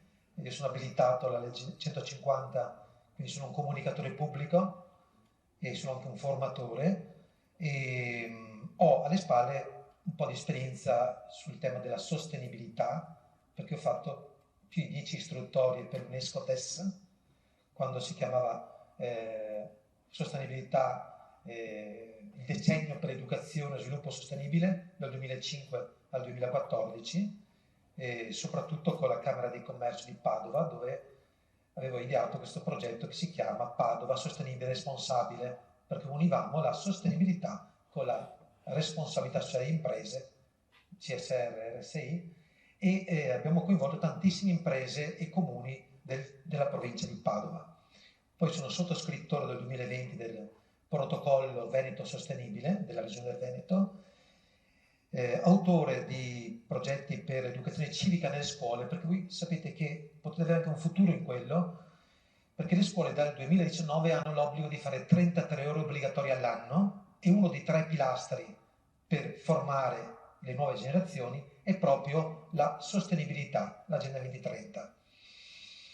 E qui, in questo progetto del Campei San Marco che abbiamo fatto a Venezia in occasione del crollo del campanile 1902, nel 2022 ho conosciuto l'ingegno di Roberto Giuffè e abbiamo fatto un dolce che era il toquetin, cioè il pezzettino del Campei San Marco che la bambina Gigetta aveva tenuto in tasca dopo aver smaltito davanti al Lido di Venezia una parte del 1.200.000 mattoni crollati, e lui ha fatto il toquetin e anche il toqueton, cioè il più grande pezzo del Campei San Marco che abbiamo scoperto in un giardino di Venezia, Campo San Margherita. Poi ho dei progetti in corso con l'Ordine Ingegneri della Città Metropolitana di Venezia, che è Arte, Ingegneria e Energia, e che sempre mettiamo dentro gli obiettivi del Agenda 2030. E con mia moglie abbiamo fatto un libro che si chiama Venezia è favolosa, Armando Curcio editore, che appunto ha diviso il Campei San Marco in 17 parti più 1, i 17 goal del Agenda 2030 più 1 che è la bambina Gigetta, e per ogni pezzo abbiamo trovato la storia di Venezia serenissima, sostenibile, il contemporaneo, e andiamo per le scuole a fare educazione civica così. E quindi poi siamo arrivati qua a Gorizia, dove tra l'altro, finito questo intervento, sarò al liceo Fabiani e D'Annunzio, perché abbiamo un progetto in corso sulla serenissima patrimonio culturale, e anche qua c'entra la sostenibilità. Project Manager Go 2025 Fenice. Scuole di musica slovene e scuole veneziane, 800 persone, le minoranze italiane in Slovenia e slovene in Italia, coinvolte. Saremo il 23 maggio al Teatro Verdi di Gorizia per fare diverse cose. Una di queste la spieghiamo adesso, ma abbiamo anche in corso il EduKit per insegnare l'inno europeo ai bambini, l'alfabeto musicale col Centro Comer di Gorizia per insegnare l'ABC italiano e sloveno, e il dolce. Il dolce dove parte però? Eccoci qua, il dolce, facciamolo vedere, nella parte mignon e nella parte, questa daremo a tutti il 23 maggio e questo abbiamo portato qua per assaggiarlo, ma per consegnarlo anche alla professoressa e all'assessore. È un dolce che si ispira all'antica arte dei scaleteri. Chi erano i scaleteri? Probabilmente anche qualche furlan è venuto a Venezia, perché erano i furlani, i trentini e i bellunesi che arrivavano a Venezia. Voi sapete che dopo il 1004 Venezia è arrivata anche da queste parti, ma molti furlani sono arrivati a Venezia, tanto che è pieno di Cale dei Furlani, Campo dei Furlani, è pieno di furlani a Venezia. Si erano proprio integrati molto bene e loro avevano un compito, erano una professione specifica e facevano i codega, quelli che col lume portavano in giro a visitare le guide di Venezia. Però erano anche venditori di ciambelle, i furlani, avevano questo. E i scaleteri facevano questi dolci con la pasta frolla che praticamente abbiamo ereditato. Noi appunto abbiamo questi output di progetto e il dolce è uno di questi. Quindi adesso chiedo a Roberto di spiegare cosa c'entra la sostenibilità con il dolce e la responsabilità. Buongiorno a tutti, grazie per avermi invitato qua da voi. Volevo spiegarvi il nostro dolce. Allora, la collaborazione tra Italia, Venezia e Nova Gorizia è stata una cosa meravigliosa, perché siamo riusciti a creare un prodotto naturale, tutto bio, tramite una collaborazione tra noi come Pasticceria Miledi e Robert Brumat qua di Nova Gorizia. Avevamo fatto una ricerca di ingredienti tutto bio, abbiamo messo delle scatole completamente riciclabili, abbiamo praticamente aggiunto la rosa che è il simbolo di Gorizia, ma la cosa bella è stata la progettazione. Potevamo fare tranquillamente un'opera d'arte, ma abbiamo fatto una cosa molto semplice, perché poi la faremo fare a tutti i bambini. Stiamo già organizzando il prossimo incontro con i bambini per poi fargli fare il dolce a tutti quanti i bambini. Molto semplice, si può fare anche a mano senza avere attrezzature, solo con 5-6 ingredienti: burro, farina, zucchero, sale, uova e la rosa aggiunta sopra, completamente bio e naturale, rosa di Gorizia. Possiamo far vedere eventualmente il video della nostra preparazione nel nostro laboratorio di Marghera con il collega Brumat, e poi parliamo del resto del progetto.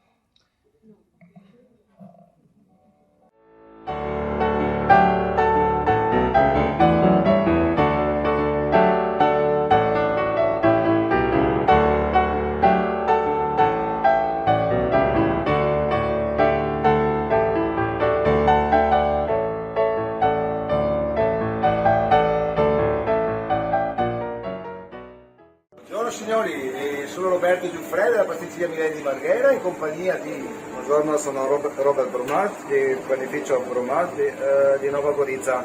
Insieme facciamo questo dolce. Questo dolce per Go 2025 Fenice è un dolce tutto bio, con ingredienti tutti naturali, certificati, composto da burro, zucchero, uova, farina, sale, limone e arancio. Adesso andiamo a prendere la pasta, vi mostriamo, e andiamo a fare la forma. Diamo un po' di nervo alla pasta. Questa è una pasta frolla completamente naturale. La mettiamo nella sfogliatrice.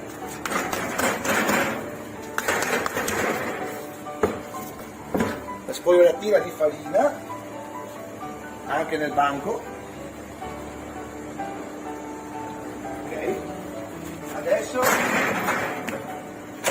Filiamo la pasta.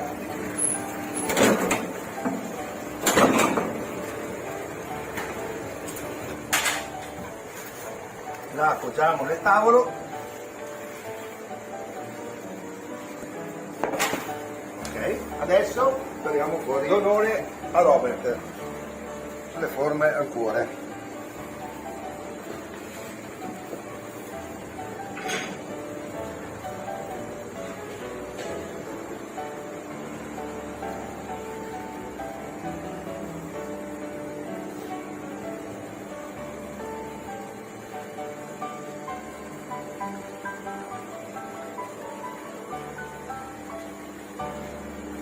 Mi aiuti un po'? Grazie. Prego.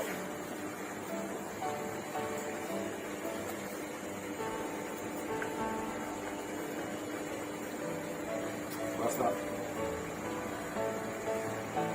Adesso andiamo in forno. 180 gradi, 13 minuti.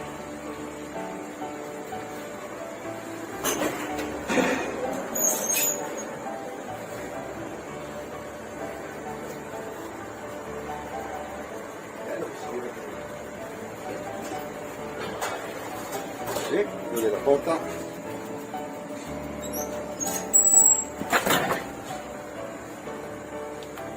Adesso andiamo a preparare la glassa. A questo punto noi andiamo a preparare la glassa per poi decorare il dolce. Ingredienti: zucchero a velo, limone bio,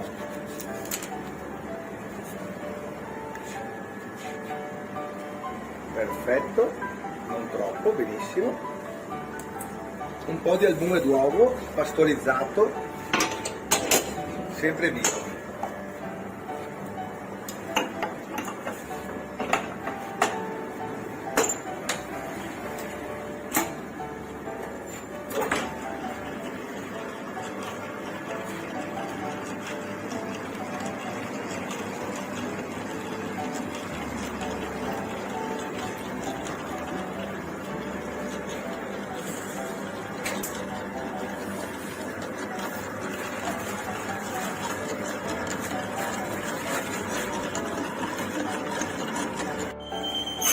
Una volta pronti i biscotti,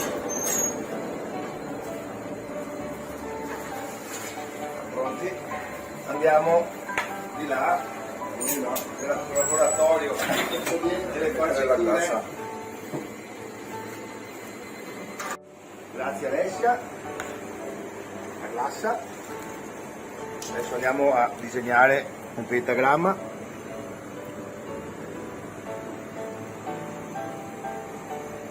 Una chiave di violino,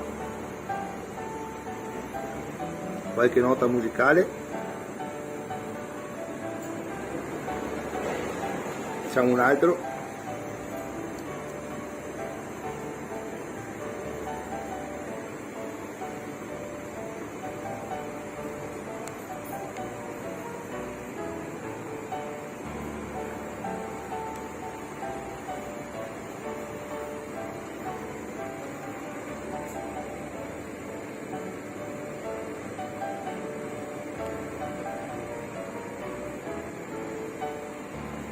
qua.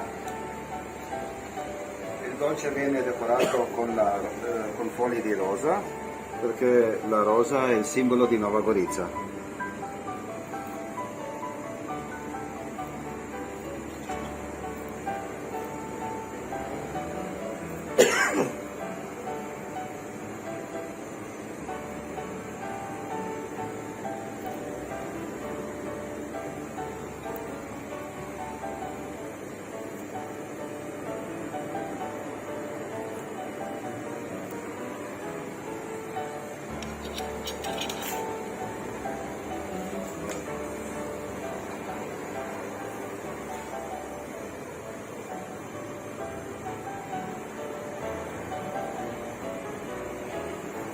Ora andremo a confezionare il dolce Gold 2025 Fenice in questa scatola 100% riciclabile.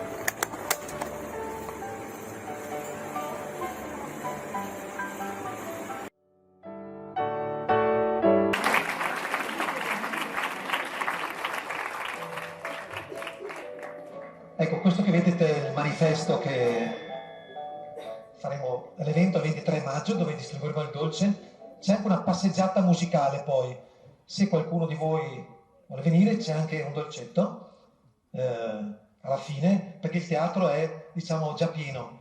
E sarà il Teatro Verdi, sarà il pomeriggio, dopo le 4 il concerto e poi l'evento passeggiata musicale. Arriveremo probabilmente in Piazza Vittoria, stiamo definendo perché c'è il Giro d'Italia il giorno dopo. Ecco, volevo solo sottolineare una cosa, e lo dico da figlio e nipote di esuli da Zara, Dalmazia. Io faccio parte di Dalmati Italiani del Mondo e faccio parte di questo mondo dell'esilio, ma ho una visione europea, sempre avuta. E forse questo mi ha aiutato anche in questo progetto, dove il tema della sostenibilità significa anche sostenibilità culturale. Mi è piaciuto prima la citazione del Glocal di Bauman, di questo mondo liquido, società liquida. Noi in questo periodo viviamo un momento difficile, ma dobbiamo cogliere, proprio perché siamo più resilienti, diventiamo, dobbiamo cogliere cosa ci offre di buono questo periodo. C'è il negativo, ma noi dobbiamo bilanciarlo con il positivo, altrimenti non funziona. E quindi troviamo, cosa abbiamo individuato noi? Abbiamo individuato la musica che unisce, perché non c'è bisogno della lingua, e abbiamo individuato la gastronomia, e quindi il genio di Roberto, unito a quello di Robert, due chef che hanno messo insieme, diciamo, le loro esperienze. È impensabile che fino a 20 anni fa c'era un muro che divideva le due città, no? Adesso le città sono insieme. E quindi non so se vuoi aggiungere qualcosa, Roberto, e grazie ancora della vostra attenzione.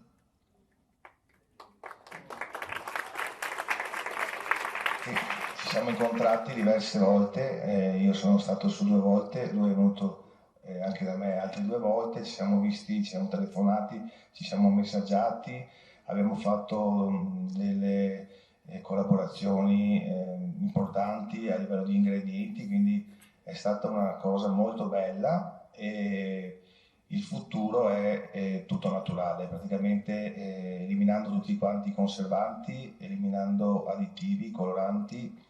Per questo abbiamo scelto questo semplice dolce con questi pochi ingredienti e tutti naturali, perché dobbiamo guardare il futuro per i nostri figli che stanno continuando a mangiare prodotti industriali che non vanno bene. Anche loro stanno facendo delle scelte molto molto intelligenti, bio, cercando di ridurre o eliminare addirittura tutti i prodotti chimici che fanno male all'organismo di tutti noi e in particolare ai nostri bambini. Qua concludo ringraziandovi ulteriormente e vi auguro una bella giornata a tutti. Grazie.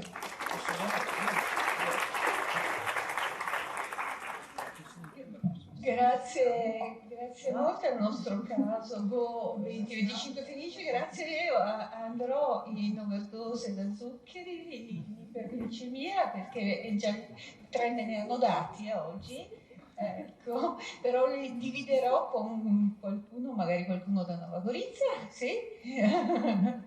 Benissimo, grazie molte a Vittorio Baroni e Roberto Giuffè anche per questo tutorial, perché è dal tempo del lockdown Covid che non stavamo a guardare tutorial di cucina e quindi l'avete riportato in auge. Andiamo, prego. Sì, insomma, credo che sia stato molto interessante il tutorial sicuramente e poi credo che sia anche molto importante l'ultima cosa che è stata detta, no? Il recupero dei prodotti naturali, perché effettivamente può sembrare molto banale, no? Il fatto di dire ok, è un biscotto fatto di farina, zucchero, sale, uova, burro però nella loro semplicità sicuramente anche la ricerca del fornitore giusto, della filiera giusta, e anche comunicarla, no? E spiegare ai ragazzi, soprattutto ai più giovani, che esistono anche queste cose qui e che non è solo industriale, sicuramente è una cosa molto positiva a proposito di futuro. Grazie. Benissimo, andiamo al prossimo caso, pedalando nel futuro, quindi passiamo dai dolci dalla pasticceria a mobilità territoriale, ciclovie e ciclovie pedonali. È esatto, dice il professor Marangondo, dopo aver mangiato è giusto anche smaltire un po' di calorie, e il caso appunto è quello della ciclovia pedonale, che unisce Gorizia e Nova Gorica e che di fatto è stata un'opera importante, diciamolo, un investimento significativo per JECT Go in occasione appunto di questo anno europeo della cultura. Abbiamo con noi oggi Tomáš Konrad, che è vice direttore di JECT Go. Tomáš non solo è anche responsabile del fondo dei piccoli progetti Go 2025, quindi li ha visti tutti sostanzialmente, e vanta una lunghissima esperienza come responsabile finanziario, come management officer di qua e di là del confine, se ho capito bene Tomáš. Ok, lasceremo a lui per primo il microfono, perché racconta nella prospettiva istituzionale l'iniziativa. Abbiamo anche slide e quant'altro, ci dica lei poi come e quanto, ok? E poi passeremo invece al controcanto, ovvero appunto un'altra prospettiva, ribaltiamo sullo stesso tema appunto la visione e lo raccontiamo diversamente, però ve lo presento poi dopo Marco Marincic perché non voglio tirare via veloce. E perché l'abbiamo fatto? Ma perché una delle parole chiave, dei fili conduttori delle tappe non solo, ma anche del Salone della responsabilità sociale quest'anno è partnership. Partnership quindi come principio guida nella gestione, nel varare, organizzare e promuovere progetti, grandi progetti, ma partnership appunto a beneficio dei territori, della riuscita, e finora l'abbiamo ben capito, senza le partnership di soggetti pubblici, privati e di varia natura, veramente non ci mettiamo limiti a quelli che sono i soggetti interlocutori, e la partnership è la chiave del successo sostanzialmente, da cui non si può prescindere. Tomáš, prego, a te il microfono. Grazie Renata, buongiorno a tutti, fa piacere veramente essere oggi qua, soprattutto davanti a un auditorio così pieno di giovani, che i giovani sono interessati a questo tipo di iniziative, a questo tipo di tematiche. Come detto inizialmente, io sono Tomáš Konrad e già dal nome si capisce che sono uno sloveno, vengo dall'altro lato del confine, sono nato là, lavoro a Gorizia, lavoro al JECT, sono una persona che ci tiene veramente al nostro territorio, lo amo veramente, mi piace un sacco e ho la fortuna di lavorare al JECT, Gruppo Europeo di Cooperazione Transfrontaliera, che professionalmente ogni giorno si occupa dello sviluppo territorio delle nostre zone.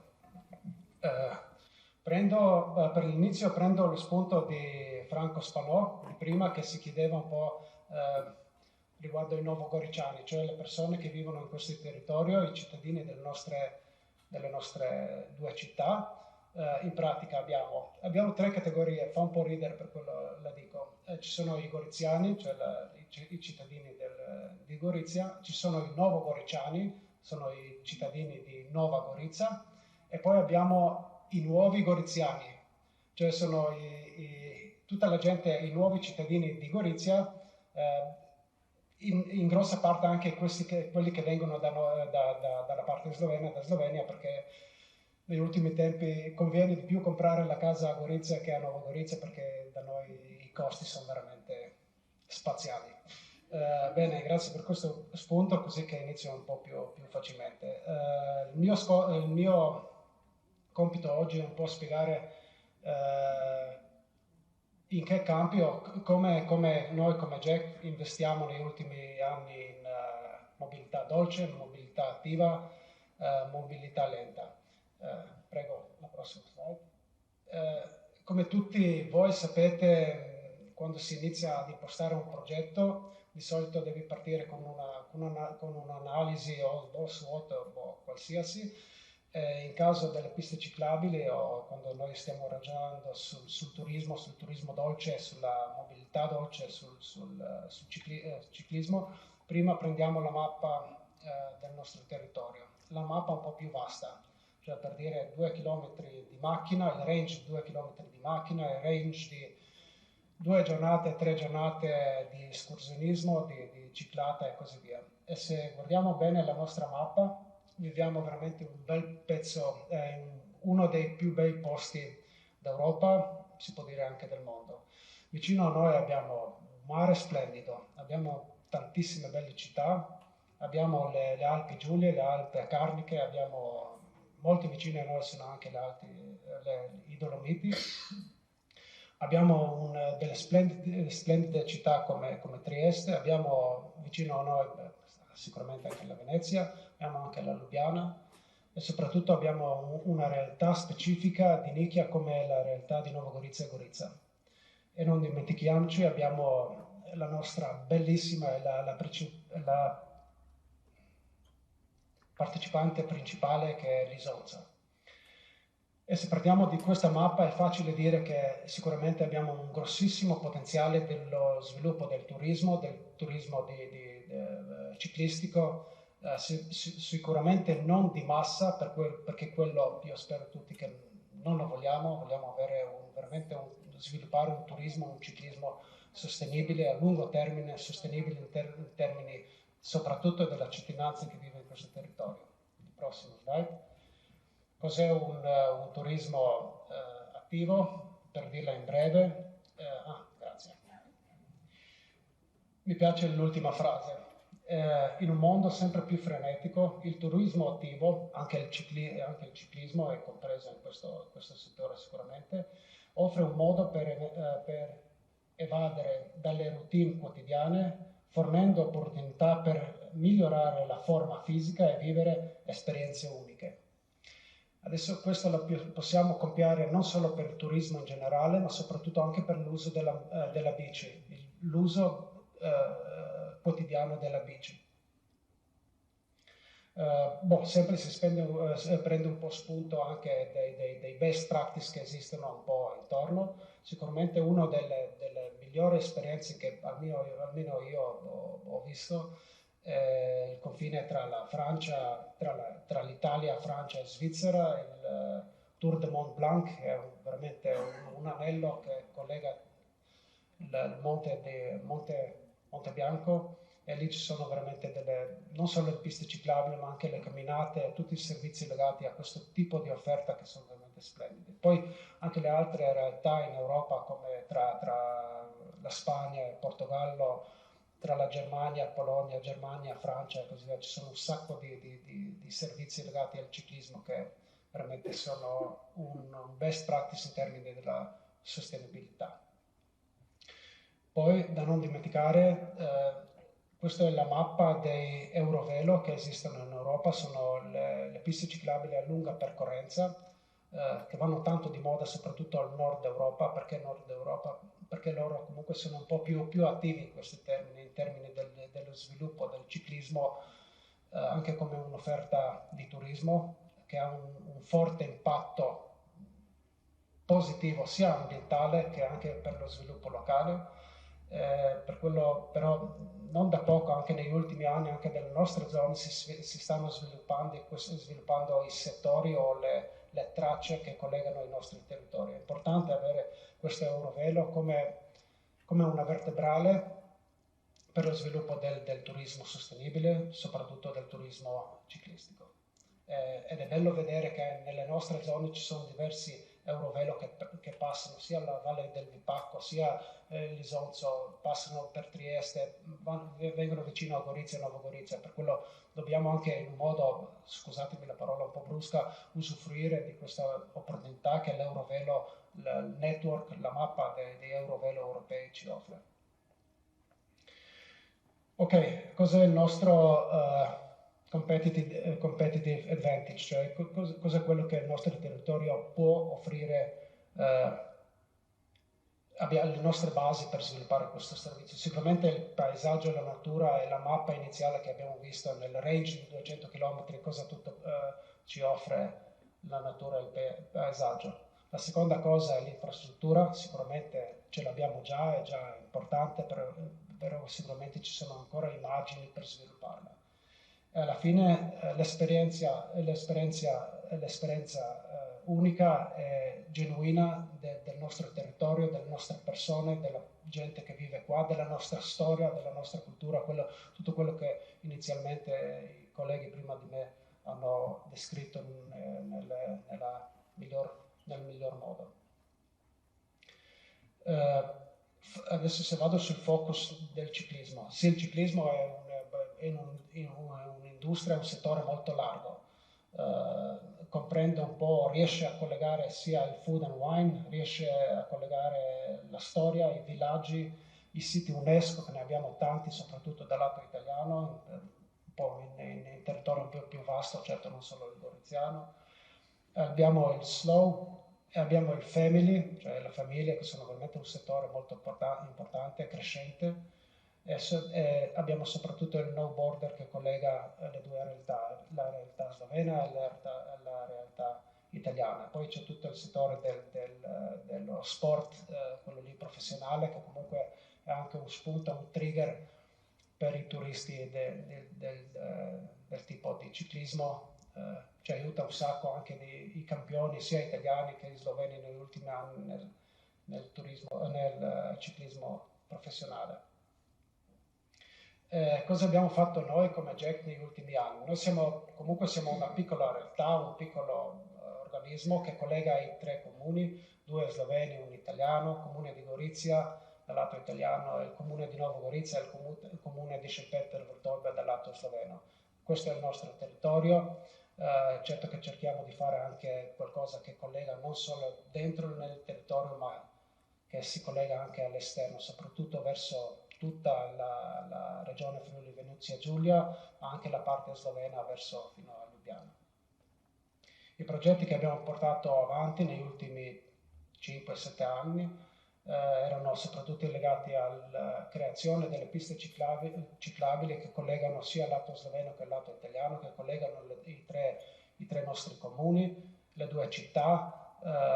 Abbiamo creato il cosiddetto lotto che collega le città, non solo la parte centrale delle città, ma anche con la parte verde delle città, i suburbs, e creando una rete di piste ciclabili che non è fatta solo per i turisti, anzi è fatta soprattutto per noi cittadini, per rilassarci un po', per goderci le città non solo dalle macchine, non solo da pedoni, ma soprattutto anche come ciclisti.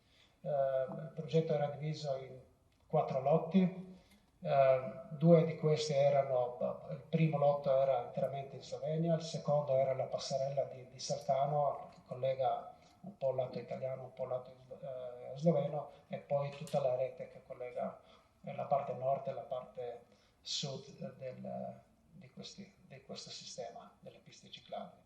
Qua ci sono un paio di foto. È importante che tutti i finanziamenti per le piste ciclabili li abbiamo ottenuti dai programmi europei, più in dettaglio dal programma Slovenia-Italia nella scorsa programmazione 2014-2020. Nell'ultimo anno ci stiamo impegnando un po' per far sì di impostare il sistema del noleggio bici transfrontaliero, del bike sharing. Il bike sharing ce l'abbiamo già a Nova Gorica, c'era anche a Gorizia, adesso stiamo cercando di impostarlo un po' in una maniera un po' più, per dire, un po' più moderna, un po' più attuale. Stiamo cercando di collegare i 2 sistemi, cioè non di avere un sistema in Slovenia e uno in Italia, siccome le 2 città sono veramente un nucleo unico urbano, per quello certo che ha senso avere un unico sistema transfrontaliero del noleggio delle bici. La cosa sembra tanto facile, ma dal punto di vista amministrativo è un po' impegnativa, però penso che sono ottimista e siamo vicini alla soluzione che sarà utile per tutti. Adesso siamo entrati nella fase 2, cioè prima abbiamo cercato di integrare i due sistemi, adesso stiamo cercando di prenderla in mano noi e veramente fare un'offerta che sia utile soprattutto per l'utente finale, cioè che uno si prende la bici o in Slovenia e la porta e la lascia in Italia e viceversa, la può prendere in Italia, lasciarla in Slovenia, godersi, cioè avere il sistema più semplice e più facile possibile. Altre attività che lo dobbiamo portare avanti, importante, le bici di oggi stanno cambiando, parecchie persone hanno delle bici anche con un valore molto, molto importante, per quello è da pensare e ripensare un po' il modello del servizio delle bici, sicuramente soprattutto dal punto di vista anche della sicurezza, per quello stiamo vedendo di comprare e attrezzare entrambe le città con i safety box dove uno può parcheggiare la sua bici, soprattutto elettrica, così che è sicura e può andarsi o al lavoro oppure a godersi da turista, a godersi la città. Poi abbiamo anche i counter da contare numero bici, passaggi bici e così via. E in futuro cosa si deve fare ancora? Sicuramente la prima cosa è che dobbiamo investire nella gente, nelle persone che vivono nel territorio e quelle che potrebbero poi offrire anche il servizio, ma soprattutto così che anche le persone di qua iniziano ad usare di più le bici. Integrare un po' l'infrastruttura da entrambi i lati e sviluppare dei servizi che aiutano, che convincono un po' le persone che la bici è la scelta migliore. E sicuramente alla fine anche la promotion e la comunicazione. Questo sarebbe da parte mia tutto. Grazie. C'è un video se funziona, sì.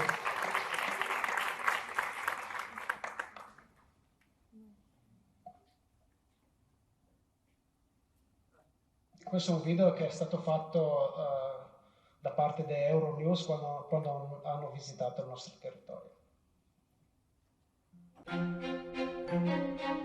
A city between two countries and a bike path that erases borders. This bicycle and pedestrian path is part of a European project, Isonzo Socha Cross-Border Park, which links the Italian city of Gorizia and the Slovenian cities of Nova Gorizia and St. Peter Vojtova. The three are part of the same urban sprawl straddling two languages and two cultures. Peter uses this cycle path several times a day. The project promotes links and sustainable mobility in this cross-border city, which in 2004 was one of the symbols of EU enlargement after decades of being divided. When the border was closed in 1945 and until 1947, it was not possible to cross from one country to another.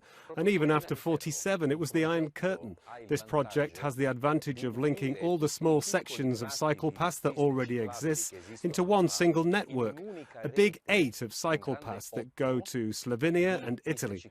So there is no border because you are a bit here, a bit there, and being able to do it by bike is obviously much more comfortable. The project for this intercity and cross-border park has a total budget of €5 million. 85% of this comes from the European cohesion policy. The remaining 15% is co-financed by Italy and Slovenia. Another key element of the project is this footbridge, which was inaugurated in October 2022. According to Tomasz Konrad, coordinator of the Isonzo Socha Park, the project aims to return the river to the citizens. The river is called Isonzo in Italian, Socha in Slovenian. The Isonzo Socha River is the main protagonist. It does not divide two countries, it does not divide three communities. The beautiful thing is the people. Now we have this bridge that symbolizes a new direction in Europe, active mobility. On both sides of the Isonzo Socha there are vineyards. The Fiegel estate produces 130,000 bottles per year. The discovery and preservation of the natural and cultural heritage of this cross-border area is another objective of the initiative, in which wine producers are involved. In Oslavia, in addition to the cycle path, we as producers have also created a route where people can also walk and visit the various viewpoints.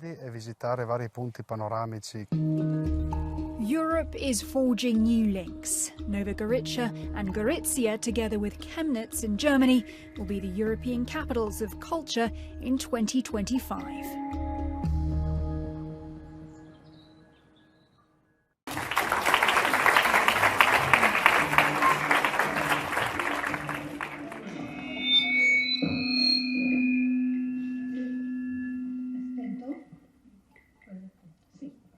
Allora, mentre attrezziamo per la prossima presentazione, una domanda per Tommaso. Chi viene ad allenarsi? Pogacar ad esempio viene ad allenarsi, qua è una domanda finta, è la mia. Pogacar viene ad allenarsi sulla nostra ciclovia? Pogacar non l'ho visto ancora, c'era sicuramente Roglic. Sì. Grazie molte e siamo pronti per andare alla prossima presentazione e qua appunto la mettiamo da parte del fruitore, in questo cittadino che appunto si trova qui in quest'opera comunque importante, che cambia un po' la vita, dovrebbe almeno, e Marco Marinci che qua appunto si presenta come socio FIAB, ovvero Federazione Italiana Ambiente e Bicicletta, e se non ricordo male il gruppo è Bisiacchi in bicicletta. Sì, anche i Sontini in bicicletta. Anche i Sontini, va bene. Allora, Marco è un vecchissimo amico, laureato in legge, giornalista professionista per Morsky Daniel per molti anni, già consigliere, è ancora consigliere nazionale del sindacato dei giornalisti in passato, ma comunque sia ci siamo molto frequentati quando è stato per lunghissimo tempo assessore provinciale di Gorizia con delega a pace, cooperazione decentrata, rapporti internazionali, pianificazione territoriale, protezione civile, che mancava università. Sì. Ok, prego Marco, a te il palco. Grazie, buongiorno a tutte e a tutti, Lep Dobar dan Hussein, come si evince anche dal mio cognome, sono sloveno anch'io, ma a differenza di Tomáš, da questo lato del confine. Tomáš vi ha parlato di un'opera realizzata, di una rete bellissima di percorsi che uniscono Gorizia e Nova Gorica. Io vi parlerò di un'opera che ancora attende di essere realizzata. È una proposta che abbiamo fatto con un gruppo nutrito di associazioni e cittadini goriziani, la Ciclovia della Cultura. Prima di dirvi cos'è la Ciclovia della Cultura, due brevi premesse. Parto dall'ecosistema urbano 2024, questa è l'analisi che ogni anno fa Lega Ambiente. Ho preso alcuni dati che riguardano il sistema della mobilità, evidenzio alcuni punti. Il trasporto pubblico a Gorizia è sotto la media nazionale, solo 16 km percorsi per abitante, talché dal 2022 al 2023 c'è stato un calo di ben il 38% di passeggeri. Dall'altro lato invece abbiamo il dato che secondo noi è negativo: 69 automobili su 100 abitanti. Se togliamo bambini, anziani, eccetera, praticamente ognuno ha la sua auto. Quindi abbiamo una città che più che a misura d'uomo è a misura di automobile. Le ciclabili. Lega Ambiente evidenzia che la lunghezza complessiva raggiunge a stento i 9 km. Questi sono dati riferiti ancora al 2023, quindi non sono ancora considerate le ciclabili realizzate dal GECT, anche se queste, va detto, sono per lo più in area, diciamo, periurbana, non toccano l'ambiente urbano in senso stretto per gran parte. Alcuni tratti sì, ma non tutti. Due problemi evidenzia Lega Ambiente. Più che ciclabili abbiamo percorsi condivisi con i pedoni, quindi ciclopedonali, e dirò fra breve qual è la differenza, che è fondamentale. Secondo problema, la ciclovia della cultura, proposta nel 2023, Lega Ambiente menziona 14 associazioni, poi se ne sono aggiunte altre 3, quindi siamo in 17, non è ancora stata realizzata. Ne conclude che Gorizia è in qualche modo maglia nera anche per quanto riguarda la pianificazione della mobilità. Abbiamo un piano del traffico che risale a 20 anni fa, 2005, ma non è mai stato attuato perché le successive amministrazioni non ne hanno condiviso le scelte.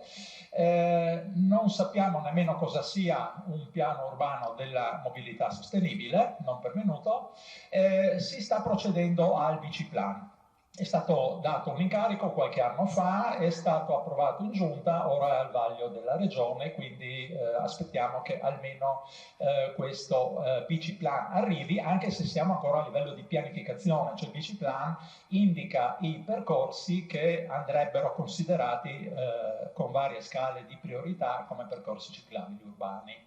Ecco, menzionavo la differenza tra ciclabili e ciclopedonali. Nella foto vedete quello che è stato per breve tempo un bel esempio di pista ciclabile in Corso Italia, che ha provocato molte polemiche, ma non in quanto ciclabile, ma per il senso unico e per il fatto di aver voluto mantenere a tutti i costi 2 file di macchine parcheggiate su entrambi i lati della strada. Questo ha fatto andare su tutte le furie molti goriziani, ritengo anche giustamente per questo aspetto.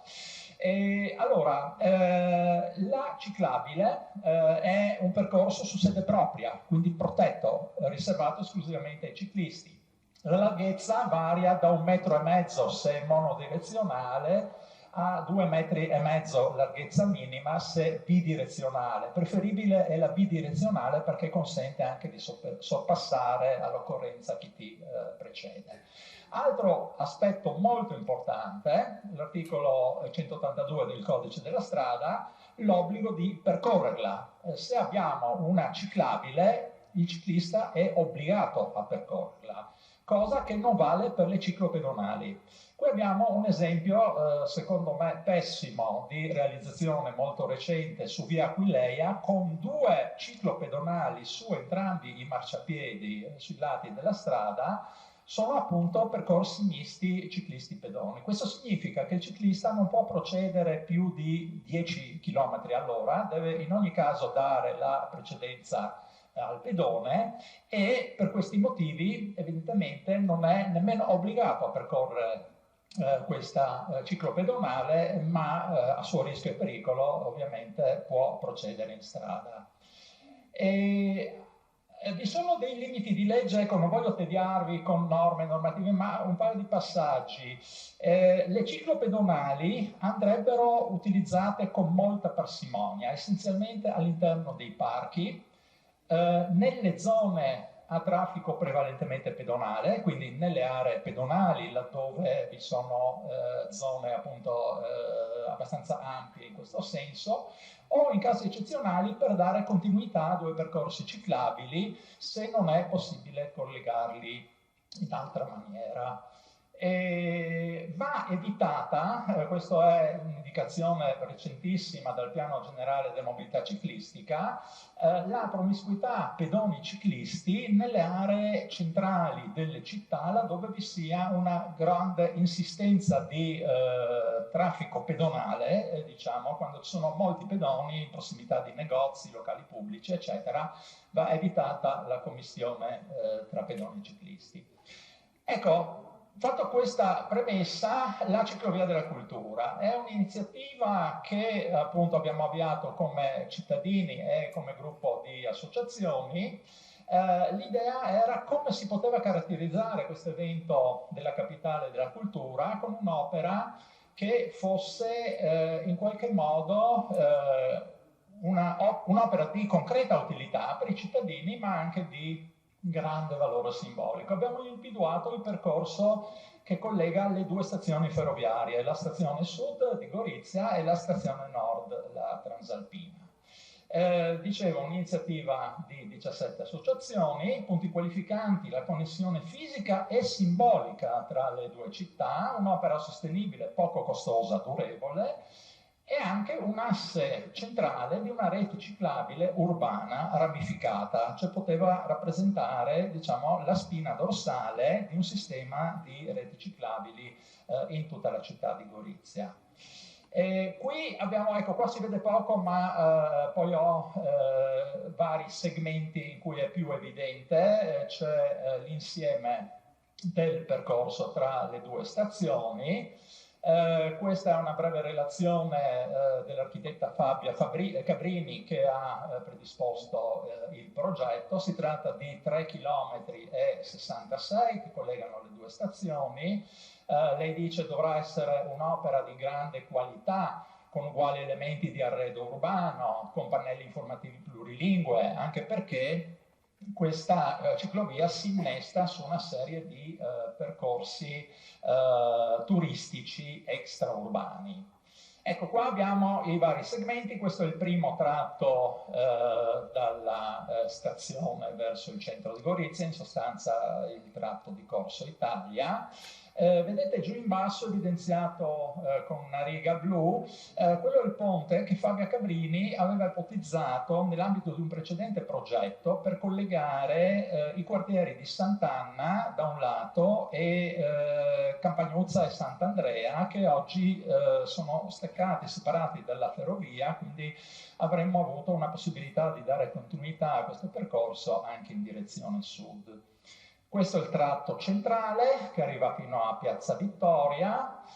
Qui ovviamente si può anche scegliere l'alternativa correndo lungo il Corso Verdi e poi via Ascoli, San Giovanni, una zona già a traffico limitato. E il tratto finale, anche qui con due possibili alternative per raggiungere la Transalpina. E qua il progetto Sadar Vuga, sono due progettisti sloveni, progetto che si è qualificato terzo a un concorso internazionale bandito per ideare, diciamo, una nuova sistemazione dell'area della Transalpina.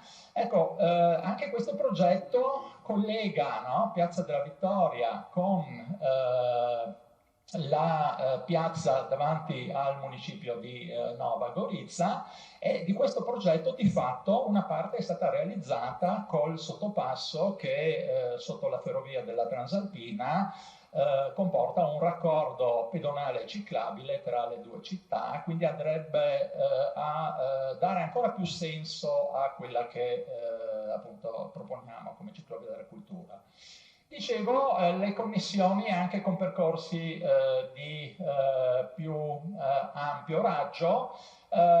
Menzionerei in particolare le ciclovie FVG5 ed FVG3. La 5 sarebbe la ciclovia dell'Isonzo internazionale, dalla Sorgente alla Foce, parzialmente realizzata, ma che attendiamo con ansia possa essere completata. E poi la pedemontana Gorizia-Sacile, proclamata un paio d'anni fa come miglior ciclovia in Italia.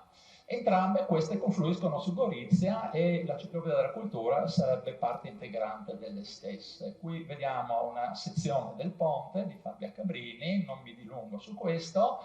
Ecco, io ho nominato Ciclo Via Crucis, la realtà attuale.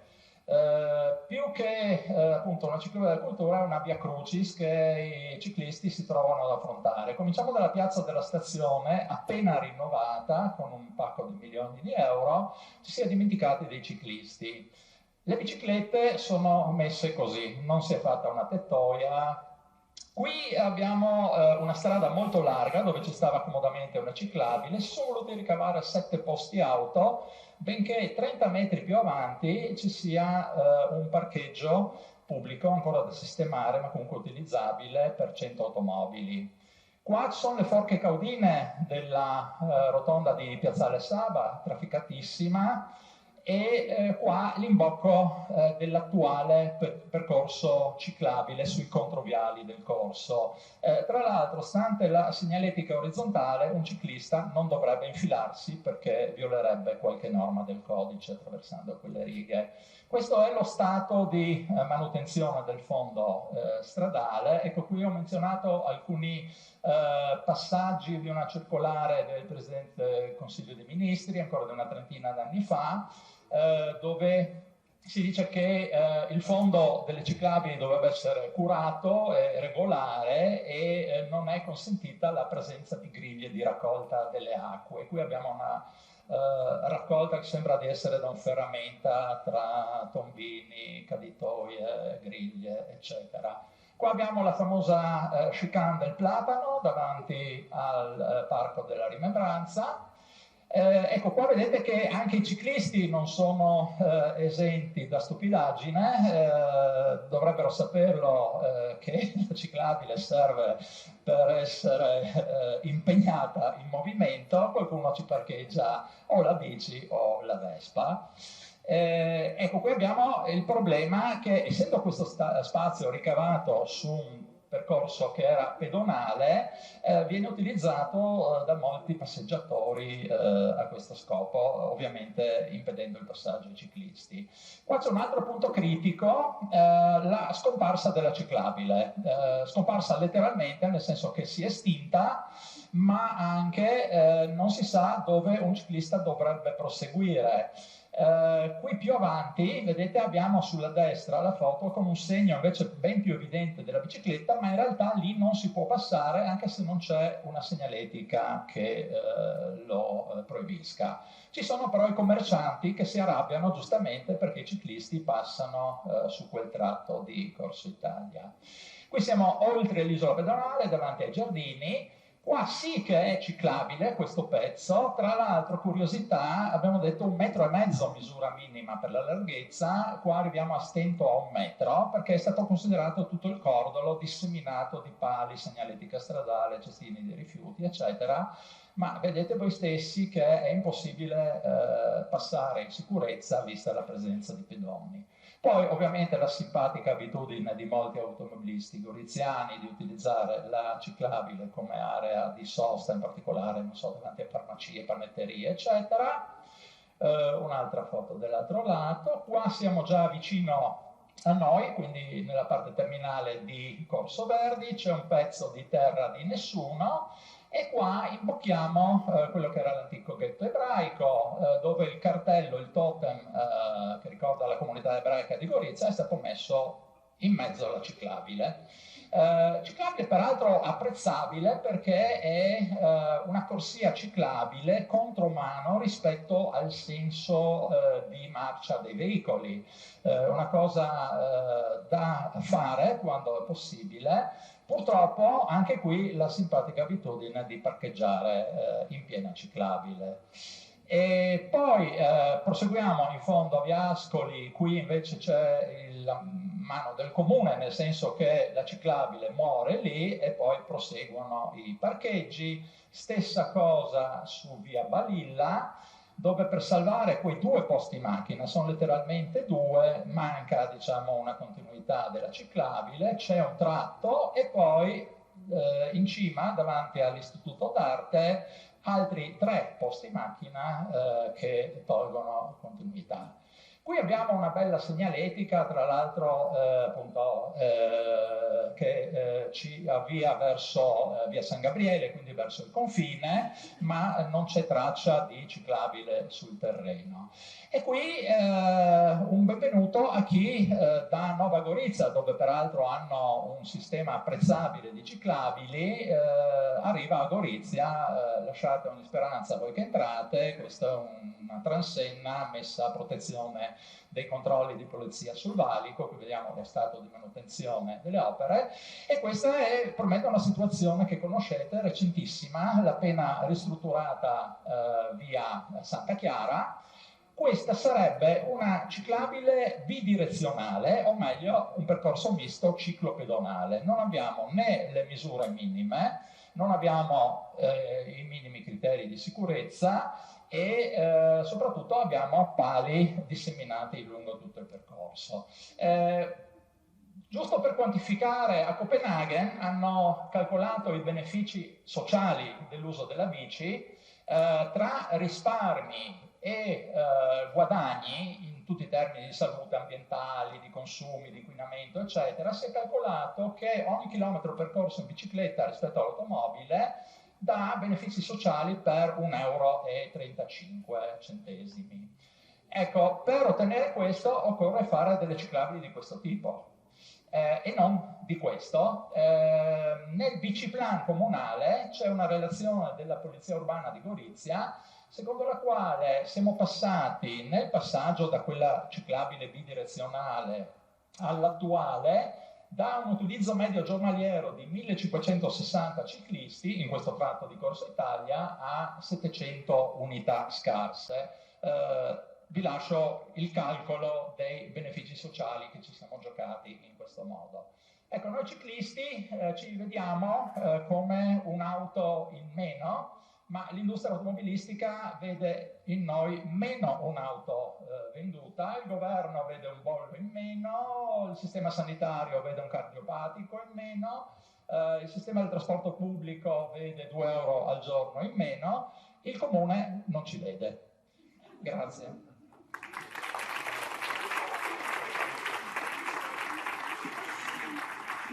Grazie Marco Marincic, abbiamo visto appunto la ciclabile da 2 punti di vista, quindi canto al controcanto, mi sa che più di così non si poteva.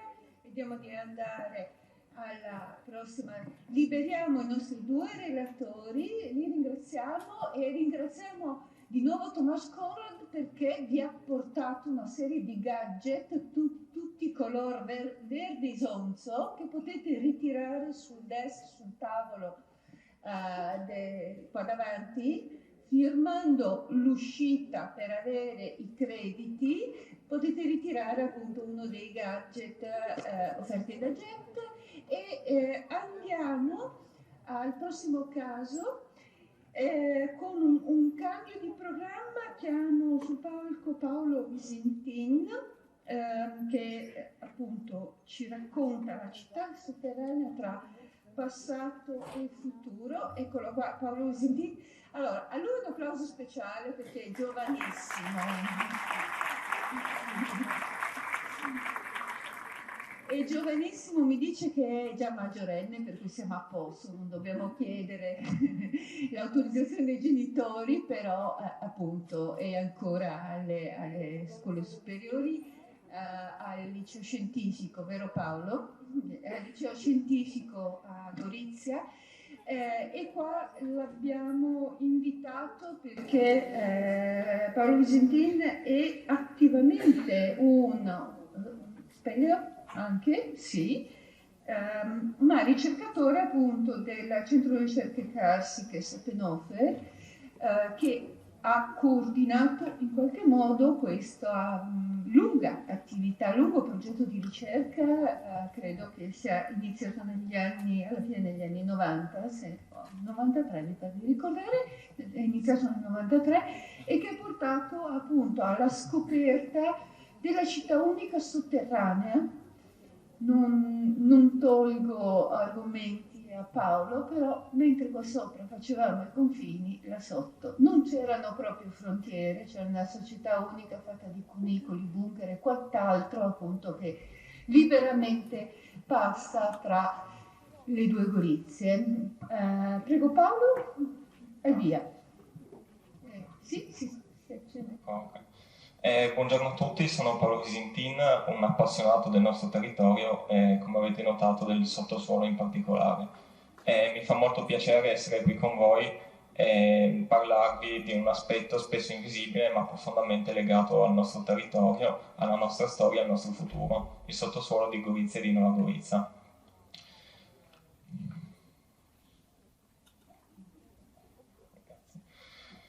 Oggi parleremo quindi del sottosuolo della città di Gorizia, il sottosuolo della città di Nuova Gorizia e il torrente Corno,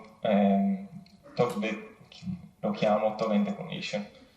Allora, il sottosuolo di Gorizia. Gorizia è una città molto antica, nasce infatti nel 1001 e si sviluppa nel tempo fino a diventare un importante centro per la nostra regione. La sua evoluzione non si limita infatti alla superficie, ma si espande anche nel sottosuolo. Infatti nel corso dei secoli si vede la creazione di numerosi luoghi artificiali nel sottosuolo.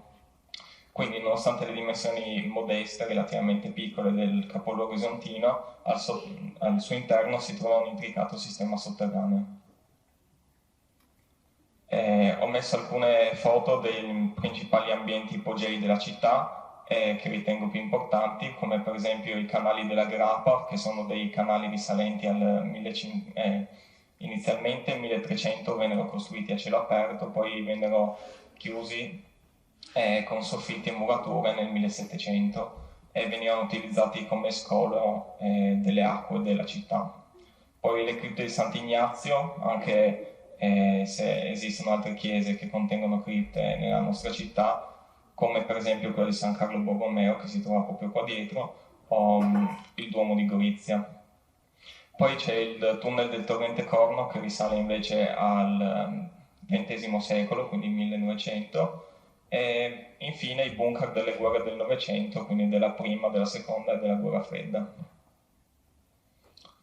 Nova Gorizia è una città molto più giovane, nasce infatti ufficialmente nel 1947, nonostante ciò presenta anch'essa numerosi bunker della guerra fredda.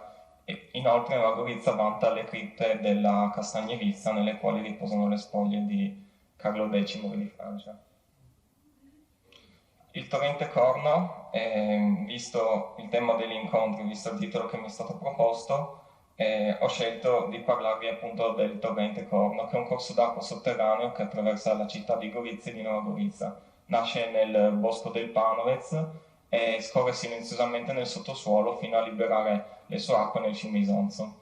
In passato il torrente Corno è stato al centro di forti tensioni, soprattutto durante il periodo jugoslavo, quando a causa delle industrie locali che lo hanno pesantemente inquinato, compromettendo l'ambiente e causando dissapori tra le comunità confinanti. Il Corno scorse a cielo aperto per secoli, fino al 1920, quando per diversi motivi, come per esempio esondazioni frequenti imprevedibili, odori nauseabondi e ampliamento urbano della città, venne intombato, quindi coperto. Quindi l'intombamento inizia a partire dal 1920 e termina nel 1950 a causa del secondo conflitto mondiale. Questa foto qui, che mi dimentico, non so, per i goriziani, magari qualcuno riconosce il luogo, si tratta di via Bras vista dal ponte su via 20 settembre. Il Corno in passato, ho preso alcune foto d'epoca, secondo me molto belle, di com'era il torrente prima che venisse chiuso. Nella prima immagine, quella in alto a sinistra, si vede la zona di Piazzutta, quindi l'incrocio tra via Bras e via del Seminario. Infatti attualmente qua si trova proprio via Italico Bras e la statua che si vede è San Giovanni Nepomuceno, che è santo protettore delle acque. Attualmente la statua è collocata all'incrocio tra via del Seminario e via Bras. La seconda foto in alto a destra è sempre la zona di Piazzutta, quella casa sulla sinistra adesso non esiste più, per farvi capire è dove adesso si trova il Turgovsky Dome.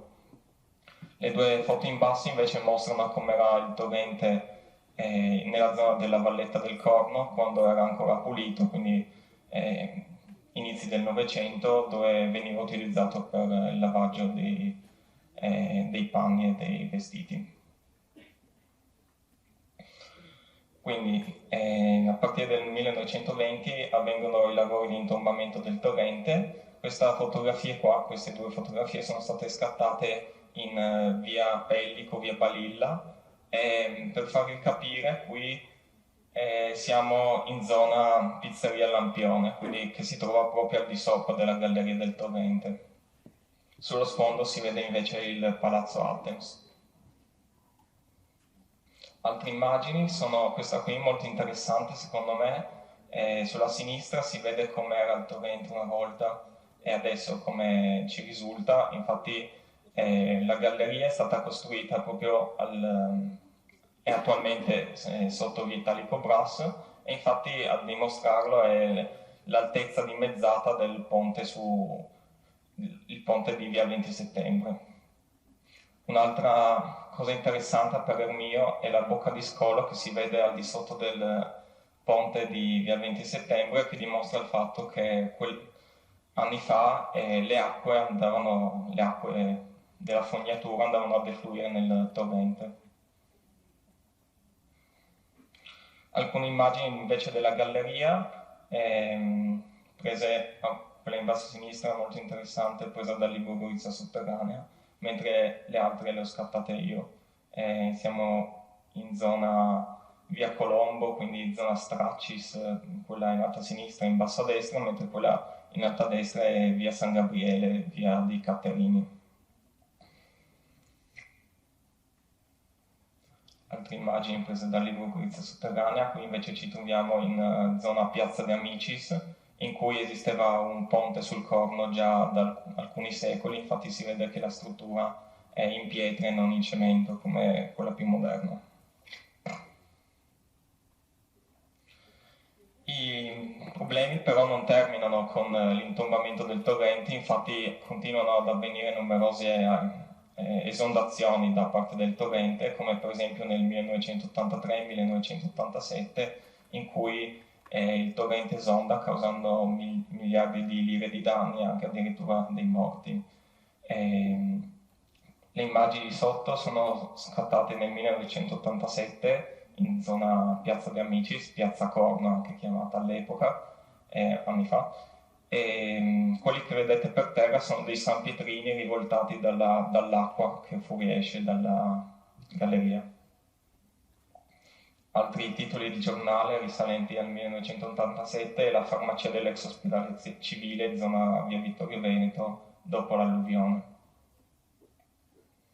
Invece quell'immagine a sinistra secondo me è molto interessante, è una targa che si trova in via del San Gabriele e dimostra dove l'acqua è riuscita ad arrivare durante l'ottobre del 1983. La talpa è invece è stata una trivella che ha scavato nel periodo 2020-2021 nel sottosuolo di Gorizia per 1,5 km. Il compito della conduttura è appunto quello di intercettare le acque provenienti dal bacino sloveno del Corno che cedono i volumi coinvolti nel tratto coperto del torrente, mettendo fine a ogni rischio di esondazione. Si tratta quindi di una parte importante del progetto di riqualificazione idraulica ed igienica del torrente che ha visto collaborare la città di Gorizia e Nova Gorizia. Quella che vedete in bianco nell'immagine sotto è la galleria del Corno, mentre quella parallela in blu, viola e rosa è la conduttura della talpa, risalente al periodo 2021. Alcune immagini degli interni. Questi qua sono invece i lavori che hanno visto la costruzione della conduttura e come vi ho detto che ha visto Gorizia e Nova Gorizia collaborare, quindi i lavori si sono svolti in entrambe le città.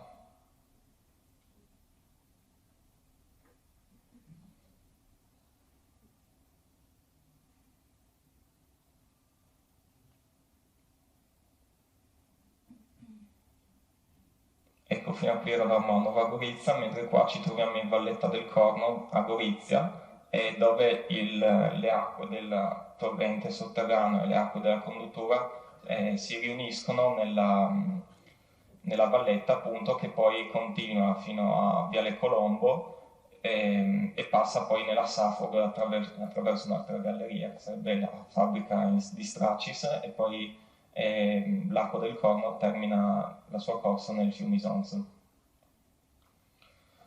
Possiamo interpretare, almeno a parer mio, il lavoro di qualificazione igienica e idraulica del torrente Corno come un esempio di ricucitura tra la città di Gorizia e di Nova Gorizia, che rafforza il dialogo tra vicini preservando l'identità dei luoghi e delle diverse culture. Anche Gorizia Sotterranea può essere quindi un ponte o un tunnel tra passato e futuro e tra la città di Gorizia e Nova Gorizia. Il suo elevato valore storico è un elemento chiave per la capitale europea della cultura, che una volta serviva come rifugio dalle guerre del Novecento, adesso può rappresentare un luogo di cultura e incontro. Il proposito è quindi di adoperarci tutti per costruire insieme un futuro di pace. Avrei voluto concludere con 2 video, che però, essendo una presentazione in PowerPoint, non si poté, presi dal mio profilo Instagram. Potete andare a vederli, infatti sono presi dal mio profilo Instagram, Le Vie di Gorizia. Se volete approfondire l'argomento della nostra città, a me interessa molto la storia e l'architettura delle nostre zone, e quindi ecco, mi trovate qua. Grazie.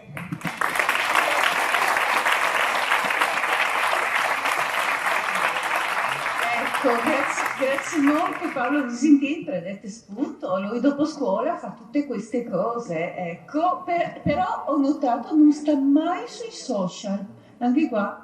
Prendere spunto, perché non sta mai sui social, facciamo fatica a trovarlo perché c'è sempre lo smartphone spento. Bene, prego Gloria.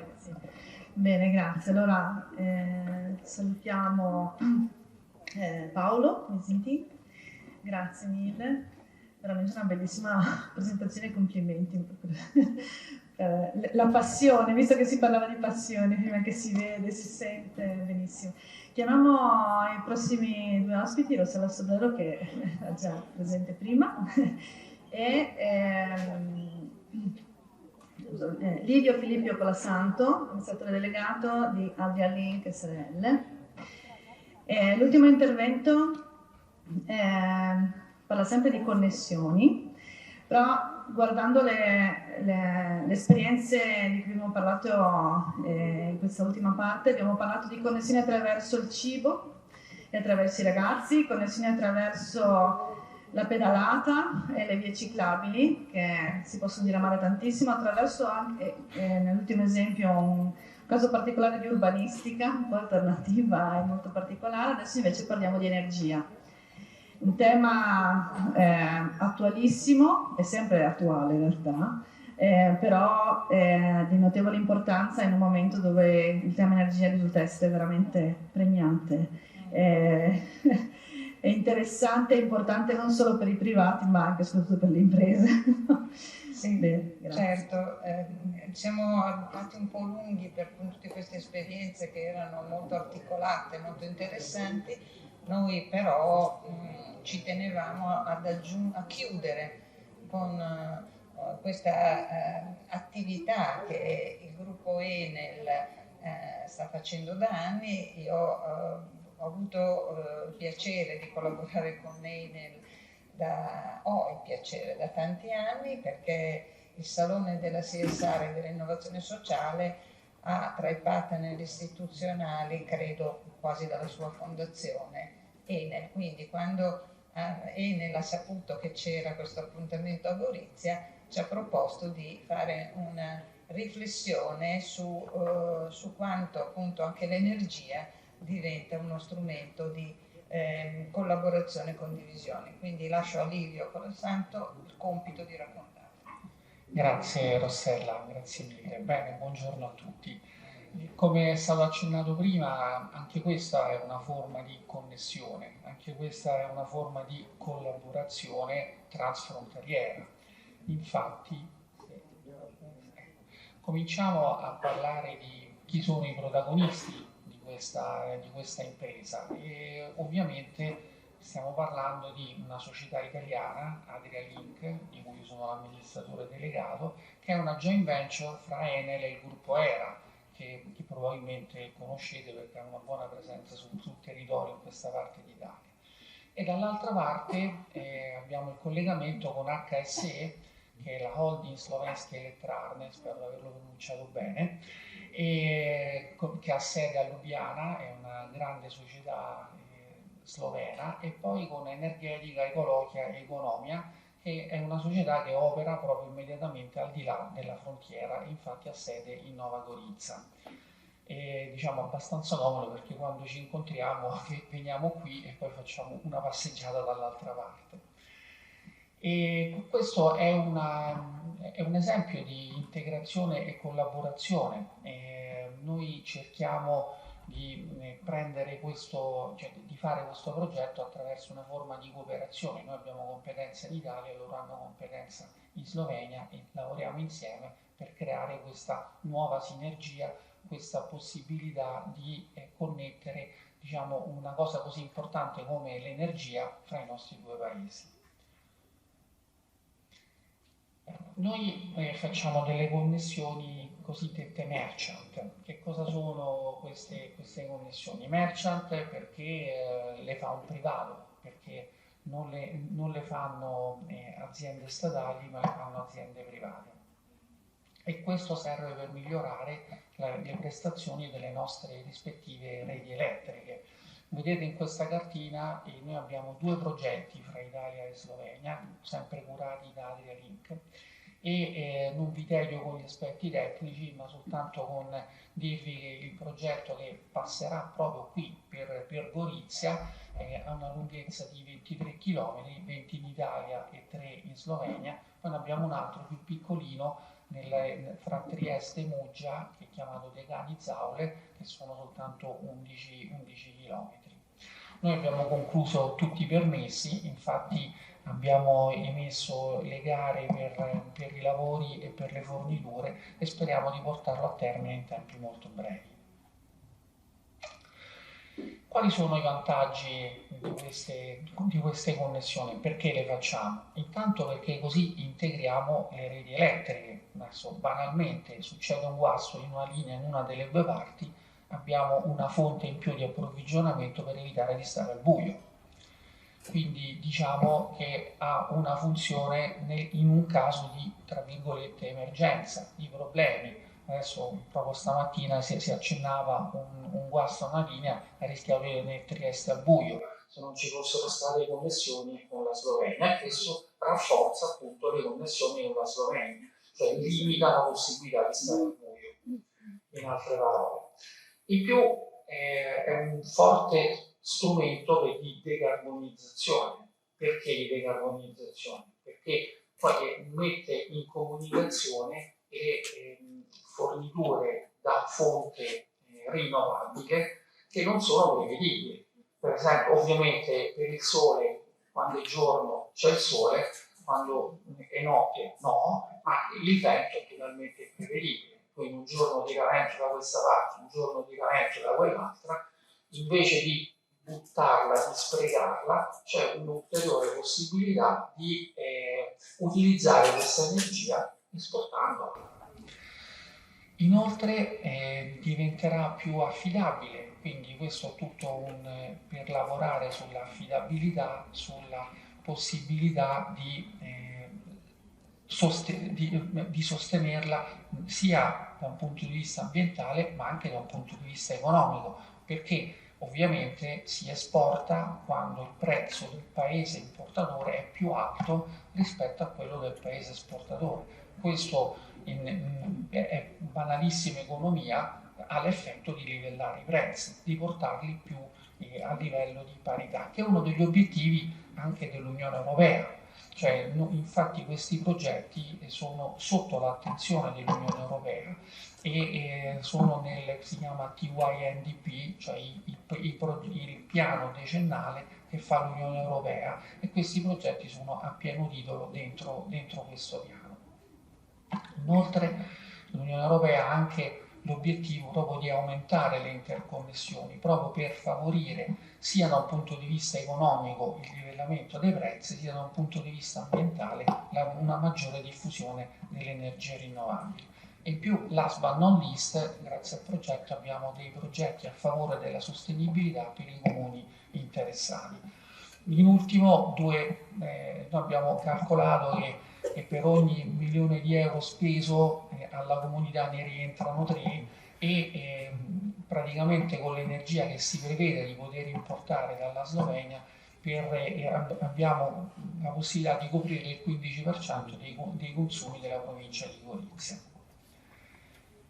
Io ho finito. Questo quindi è la costruzione delle reti energetiche, sempre come abbiamo detto in questo convegno, per costruire il futuro.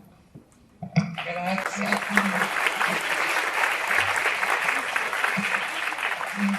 Avevo solo una domanda flash. Quanto la parte, diciamo, di beneficio economico secondo te potrà stimolare ulteriormente, velocizzare questo, ma anche altri esempi? È una domanda stupida, perché lo so che è importante. Ma progetti come questo è chiaro che sono sempre di esempio, quindi, però non è il solo, in altri campi, mutatis mutandis, ne abbiamo visti altri qua, no?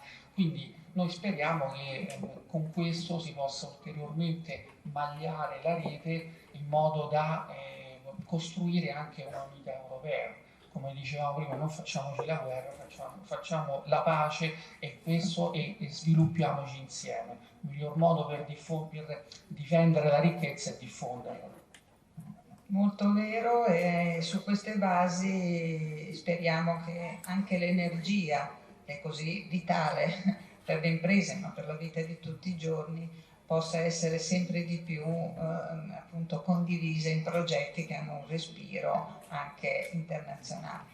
Quindi grazie a Adrialink, grazie a tutti i partecipanti. Io chiedo a Livio di rimanere un attimo qui, chiamerei la professoressa Codiglia che non vedo più, ecco, perché stiamo chiudendo con un minimo di ritardo, ma le esperienze raccontate sono molto interessanti.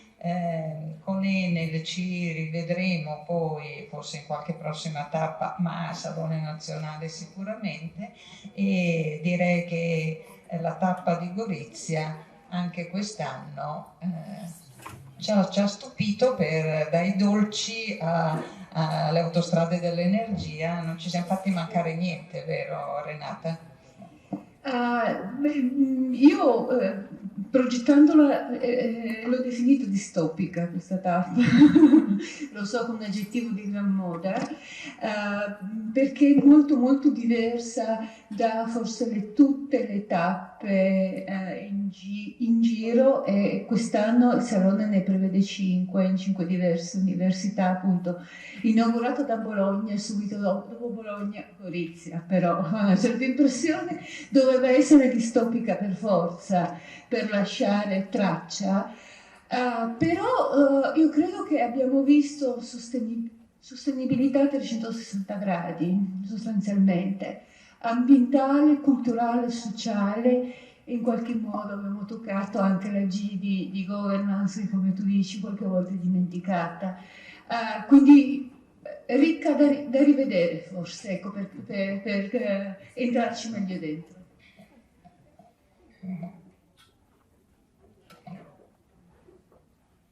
Un intoppo finale ci voleva, perché niente, allora l'appuntamento è a Napoli il 3 aprile e come sempre Gorizia riesce a stupire per anche la varietà e anche l'approccio, in questo caso ovviamente transfrontaliero, dei suoi progetti. Grazie a tutti.